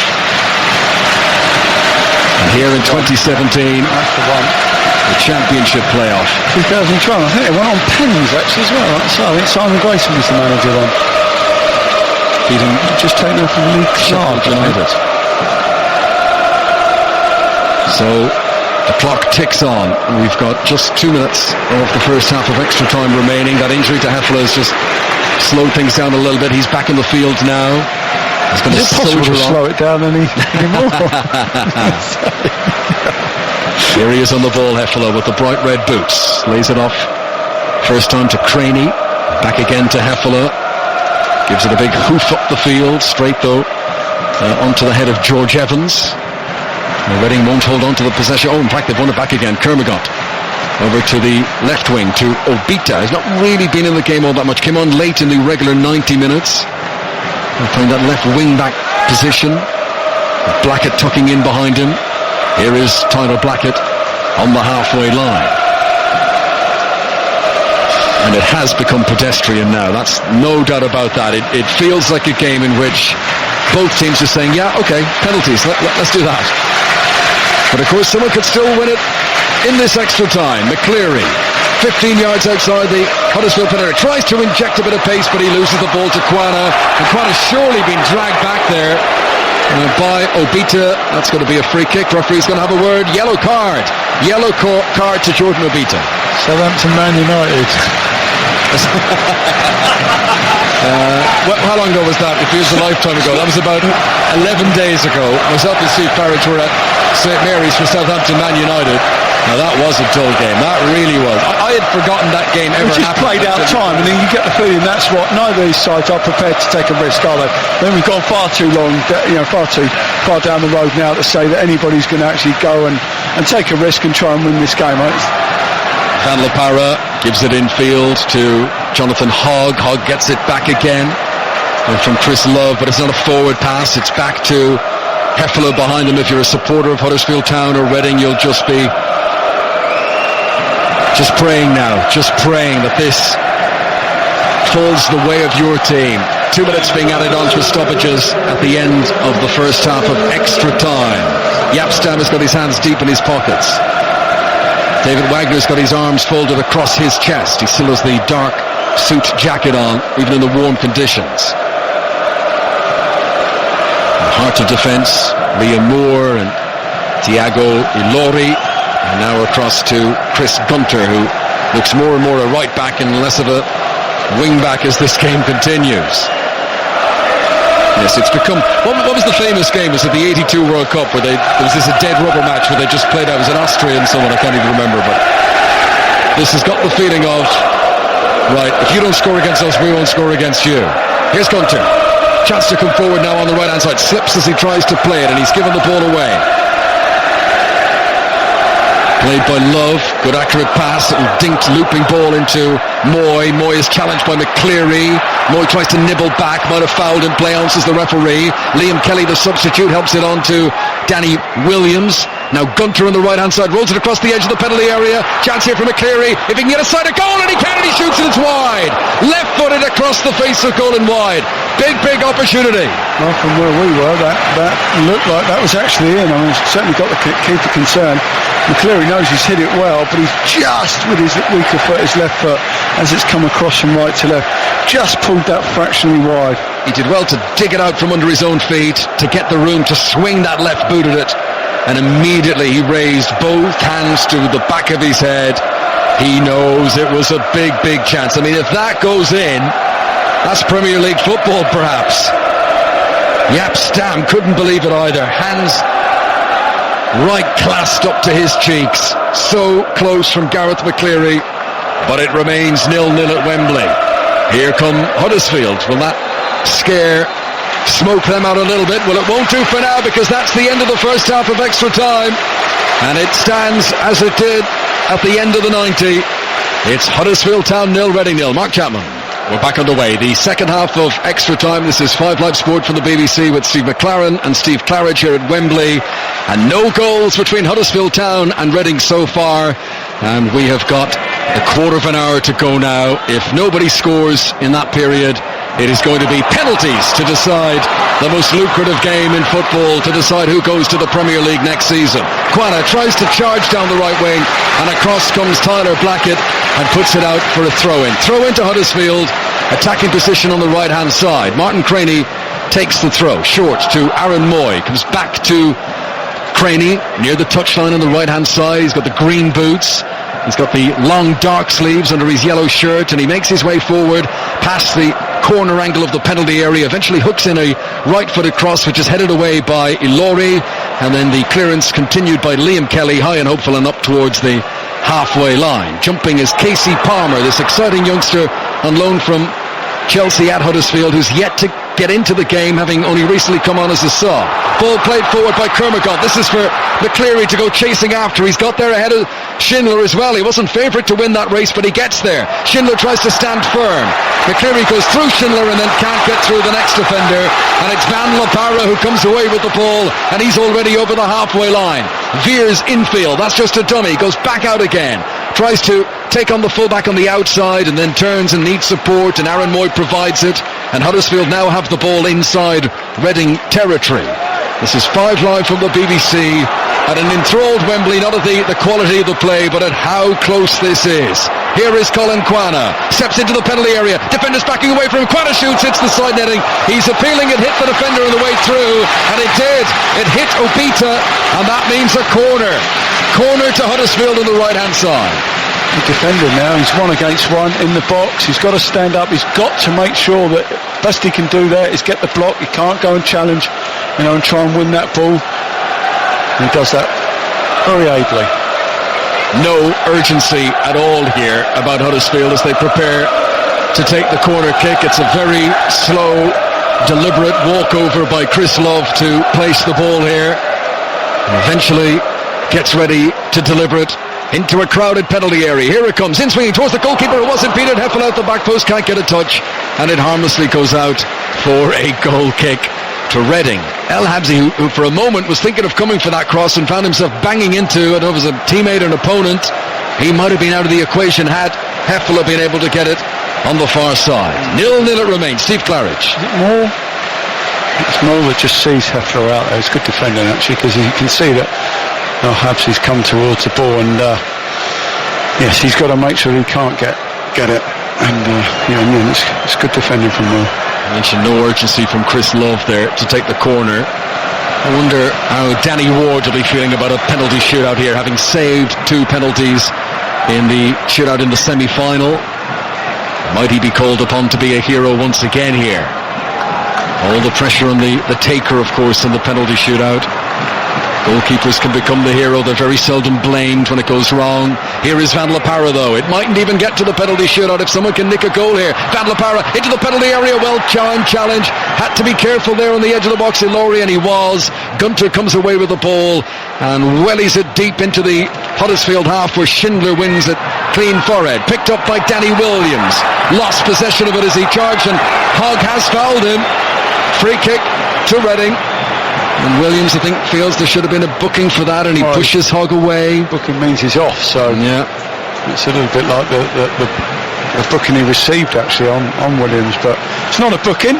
He certainly doesn't deserve to go for that. Yeah, he didn't clean him out. He ran across him, didn't he? But he didn't clean him out. Coming together. Free kick has been taken. Reading have possession. We have played almost 20 minutes in extra time, so just over 10 to go, and this is Tyler Blackett, left-hand side of midfield, in towards Kermagant. First-time ball, looking for Kelly in the penalty area, but it was too far in front of little Liam Kelly, and that runs out for a goal kick. Still scoreless. There's not enough on, is there? Every time the ball is played forward, every time the ball is played into an area where you expect something to happen, everybody is goal side of the play. It's just when runs are made, just single players making that run. It's almost impossible to find. There's just not enough movement when that ball's gone forward. Everybody wants to get on the ball in areas where they're not going to be under pressure, but as soon as you're asked to take a risk, no one is prepared to do that. Reminder, Monday Night Club tonight on 5 Live. Alistair Bruce Ball presenting with Leon Osman and John Hartson as his guests. Here, though, at Wembley, it's still active between Huddersfield Town and Reading, and a charge forward by McCleary, and he was a mile offside, and he knew it himself. He was glancing over towards the official as soon as he started to run after it. So, as things stand, we're just over 9 minutes of game time away from a penalty shootout to decide whether Huddersfield Town or Reading will be promoted to the Premier League next season. What a journey it's been for them both. Last season, Reading finished 17th in the Championship. Huddersfield, 2 places below that, 19th.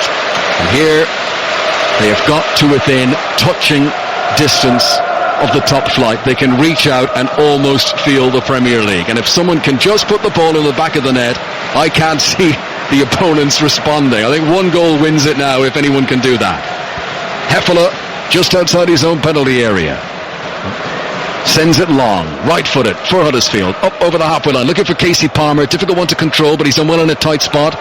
Danny Williams nudges it out, throw into Huddersfield, some 12-13 yards from the corner flag on that right-hand side.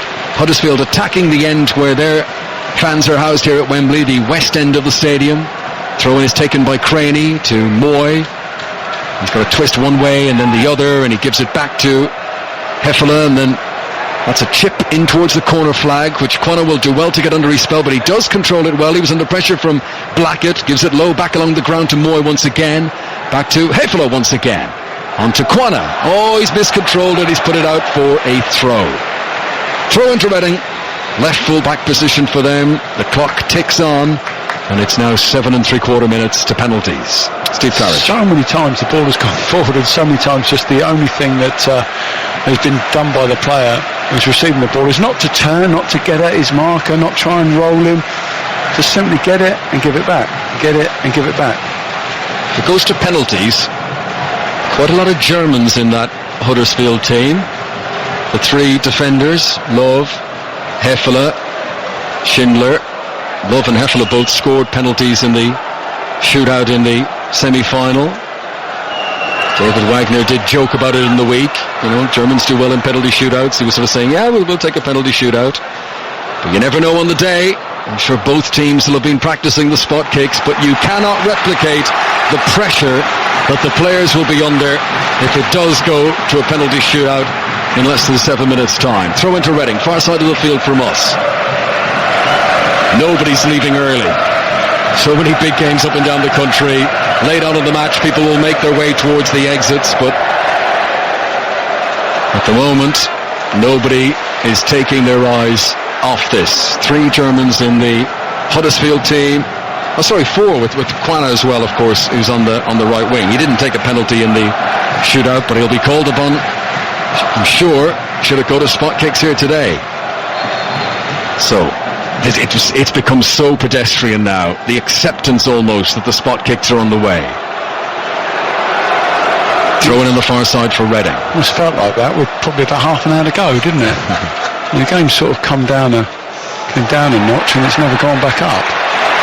And Van La Parra lunges in to try and win the ball back, and he's committed a foul, so free kick to Reading. I remember as a kid watching Italia 90, and obviously as a neutral, being from Ireland, watching England-Belgium. And do you remember when David Platt scored the goal right at the very, very end of extra time, so it wasn't a penalty shootout? And obviously, if you're English, you're delighted England go through. I was disgusted. I'd stayed up that late to watch a penalty shootout, to see the drama, and I couldn't believe that it was going to be denied. I think somebody could be very upset if there's not a penalty shootout here. I'm sure there's some kid watching who's had to endure a lot of this football with the promise of an exciting shootout to come. I got a funny feeling you'll be disappointed today, mate. So Reading taking their time, really taking their time about a free kick on the far side. Steve McLaren. I think overall, and I watched Huddersfield before, the set plays have been disappointing. The movement, the delivery, and it's a great opportunity. When a game's going to be as tight as this, it's a great opportunity to score a goal. And you do think in the 120 minutes, a set play will be the one chance that you'd have to put the ball in the box and to put bodies in there. So Reading really got a good chance here. Kelly is standing over the free kick. He's the right-footed option on the far side. Huddersfield have brought everyone back into a defensive position. Here comes the delivery and swinging, headed up into the air though by, I think it was Hogg, just inside his own penalty area. Casey Palmer with a step over and a pass, and a chance of a counter-attack here for Huddersfield. Reading had committed players forward. Quanah took his time on it. Palmer's got to be careful to remain onside, and he does. Crossing position on the right-hand side. Naki Wells, this could be it. Turns, shoots wide. He was off balance as soon as he receives the ball. He's actually hurt himself in the process, Naki Wells, but that could have been it. He could have won the game. He could have put his team in the Premier League next season. I think Quanah's offside initially, looked like that from the run he's made, but from then on in, they've got a man over in the middle. It eventually finds its way through to Naki Wells. I'm not quite sure how. Goes through a plethora of players. He takes a touch, but he's just so tired. He looks like he just couldn't raise a gallop. There's no power in his legs. He takes the touch, and really you need to be digging that out and whipping it in.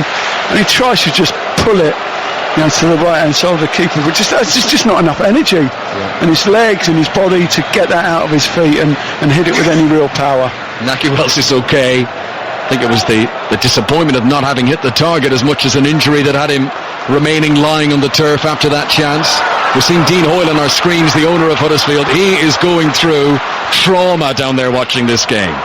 Huddersfield have possession on the halfway line. These are the narrow margins, all the money invested, all the trips up and down the country, away games everywhere, the dogfight that is the Championship, and it has come down to this nail-biting finish now. The disappointment as well you take into next year. It just takes so long to get over it. You've got to freshen the personnel up. You've got to re-energise everybody, drag everybody up again after huge disappointment of this. Possession with Danny Williams for Reading, playing from right to left as we look down. We have got 2.5 minutes of extra time remaining here at Wembley, and Van La Parra has regained possession just outside his own penalty area, sets off at a canter towards the halfway line, but cuts back at himself, and that takes away some of the momentum of any counter-attack. Jonathan Hogg switches the play to the near side. Huddersfield's right as they come forward. Martin Craney, who's on for the injured Tommy Smith. Straight away onto Quanah. Craney's continued a good run into the box. Here he is, Craney, and well cut out by Obita, who needed to make that interception, and he puts it out for a Huddersfield throw. And the fans are up in arms again, urging their team on. If sheer willpower could win a game, both these sets of supporters are trying to provide that. Throw-in taken short to Moy. Back to Craney again. Little dink into Quanah. Just one step outside the penalty area on the right-hand side. Now Casey Palmer, who's almost standing motionless, leaning one way, then the other. Gives it to Moy. Right for the cross. Really good cross, but there's no one in there. And Gunter does the only thing he can do and puts it out for a throw. What a fantastic ball from Moy there. Whips it across. I'm just thinking Naki Wells really... 90 seconds to go. Liam Kelly wins the ball. That's a really good pass infield to Kermagod. Tried to release McCleary first time, and it's cut out. And Huddersfield regained possession once again. Just over a minute of the 120 minutes to go. Here comes Craney, being urged by Huddersfield fans to go for it. No one's telling him go for the corner flag, kill it out. They're saying go win the game, go win promotion. As Casey Palmer is fouled, and this is the situation now. An attacking free kick to Huddersfield, midway inside the Reading half, in the final minute of extra time. It's all about quality, isn't it? I mean, as Steve said, it has been a game that, you're saying free play, very little has been actually been able to get to open up, but this is where you want that bit of quality. This is where you can put your players in the box. This is where you can work it's that yard of space to get on the end of it. Chris Love will be the man to take the free kick. He's visualising sending this in, finding the forehead of one of his teammates, who heads it into the back of the net. If that happens, Wembley will erupt with Huddersfield joy, but can he provide the correct delivery? He's a whole host of targets to aim for. Here it comes. Love floats it in. There's a player on the back post, but no touch for Craney. Craney stretching, couldn't get there. It's a goal kick to Reading. They breathe a sigh of relief, and we have played 120 minutes. We are into stoppages, of which there are none. It's all over in terms of active play, and this promotion chase to go to the top flight will be decided with a penalty shootout. People are in tears in front of us. There are several people in tears at the sheer emotion of this, and who can keep their nerve now? Who can be cool as ice? Who can win the shootout? Mark Chapman. Thank you very much. So it comes down to this, Mark, comes down to the penalty shootout. the most lucrative game in football. 170 million is the figure that Deloitte put as the guaranteed amount of money that you'll get if you win this game. You go up to the Premier League, even if you get relegated as parachute payments again, you are quids in if you win this game. And the two goalkeepers are like two boxers in the ring, receiving instructions from the referee, and a big hug, a big bear hug between Ali Al-Habsi, the Omani, the only Middle Eastern player in English football, top couple of divisions, in a bear hug with the Welshman Danny Ward, and the two of them walk off on their date. The date with destiny for the two goalkeepers to see who goes to the Premier League next season. And all this talk of Jan Kermorgant and Penenkes and missing one in 2010 for Leicester against Cardiff, it's Jan Kermorgant who's going to go first. He's placing the ball for Reading, and he's already placed the ball before the goalkeeper had even entered the penalty area. Jan Kermorgant wants to get on with it. Danny Ward comes and slams his hands against the crossbar and makes it reverberate and wobble. It'll be a very short run up by Kermorgant. Ward is jumping up and down. He's pulling his fingers on the inside of the net. He's trying to create a distraction. Kermorgant stands with his hands in his hips and awaits the whistle from the referee and the instruction to go and blast it. And both sets of substitutes and backroom staff are interlocking shoulders and arms down below on the touchline as Kermorgant is made to wait and wait. And now the goalkeeper has gone motionless. Danny Ward stands, Kermorgant shoots, scores into the bottom left-hand corner, and Reading draw first blood. They lead 1-0 in the penalty shootout. It's a good penalty. Big man goes the right way, doesn't he? But it's low and hard to his right-hand side. Fantastic penalty. I just think one big advantage that Reading have got is that they've seen Sheffield Wednesday, they've seen the penalty takers, they've seen which way they go. I put a huge responsibility on the goalkeeping coach in terms of knowing the opponent, knowing which penalty, which side they will actually take. So, hope it works. Now, Chris Love, who scored the first penalty in the shootout in the semi-final for Huddersfield, scores! Cool as you like, straight down the middle. He didn't even blast it, he just rolled it in straight down the middle. Ali Al-Habsi dived to his left.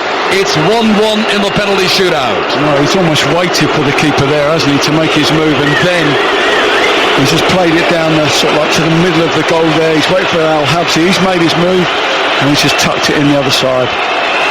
Danny Williams steps forward for Reading, the heavily tattooed arms, the German-born American international. Hands in his hips, stern-faced, here he comes, right-footed, scores it again, straight down the middle, and hardly any pace on it. Just like Chris Love a moment ago, he rolled it straight down the middle. The goalkeeper, Danny Ward, dived to his right.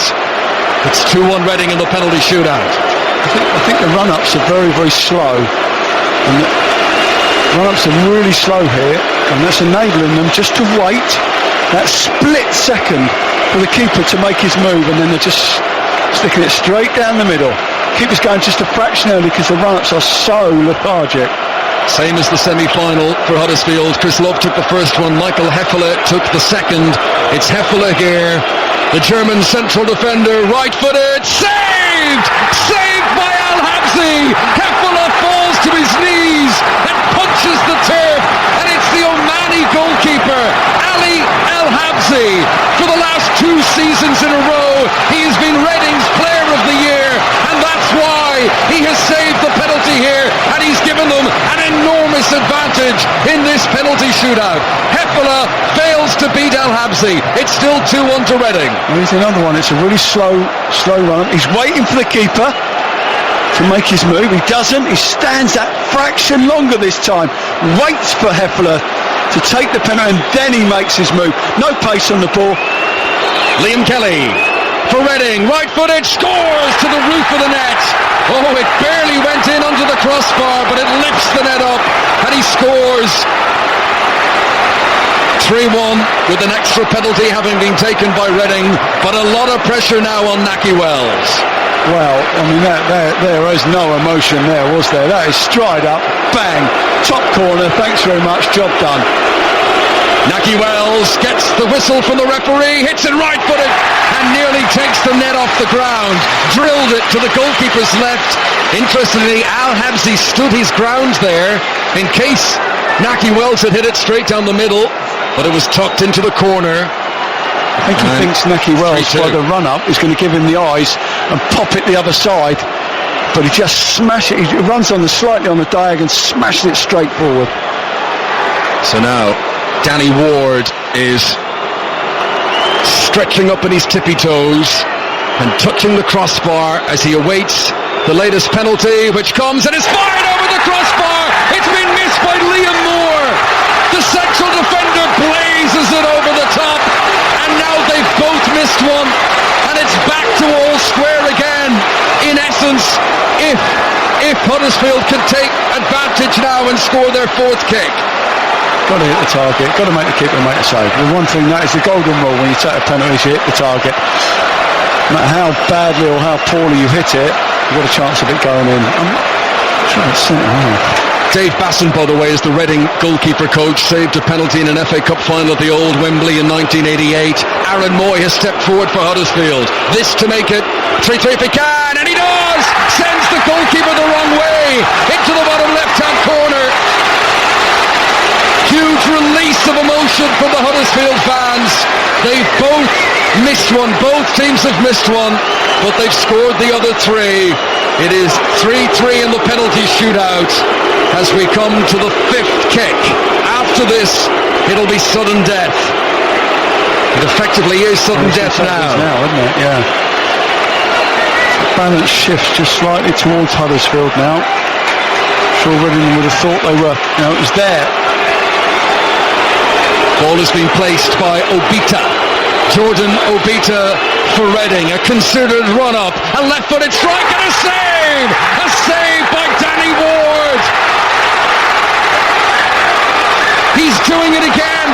2 saves in the semi-final. Danny Ward has now prevented a second penalty being scored by Reading in this playoff final. And the opportunity falls to Schindler. If he scores, Huddersfield are in the Premier League. The German central defender is taking a very long run up. Here he comes, right-footed, scores! And for the first time in 45 years, Huddersfield Town are returning to the top flight of English football. And there is pandemonium as Schindler rips off his shirt and celebrates with the crowd. He's the man who scored the winning penalty, but the goalkeeper Danny Ward saved twice, and he's every bit as much the hero. Reading are down and out. They have been beaten in this final in the cruelest way possible, but it's a penalty shootout success for Huddersfield Town. They have won the most valuable game in football. They have won their place in the Premier League next season. Huddersfield are promoted. Steve Claridge. I think that's just about right. I do, honestly. I look at the game, the overall balance of the game, the way that both sides have approached the game. I don't think at any stage we could have made a case for Reading winning it. I think probably for 10-15 minutes of the game we could have made a case for Huddersfield winning it. So if you're saying to me if the right side won, I think they have. What narrow margins. The final kick of the regular penalty shootout, the fifth for his team, scored by Christopher Schindler, who only missed 2 championship games all season. A season of narrow margins. 22 of Huddersfield's 25 wins in the regular season were by a single goal margin, and here they have won by a single kick in the penalty shootout. 1972, the last time Huddersfield were in the top flight. And, well, you've got to be so pleased for them, Steve McLaren. Look at what it means to these players, to the backroom staff, to the supporters. Patrick Stewart, the actor, well, he's got a huge smile on his face. He can't believe it either.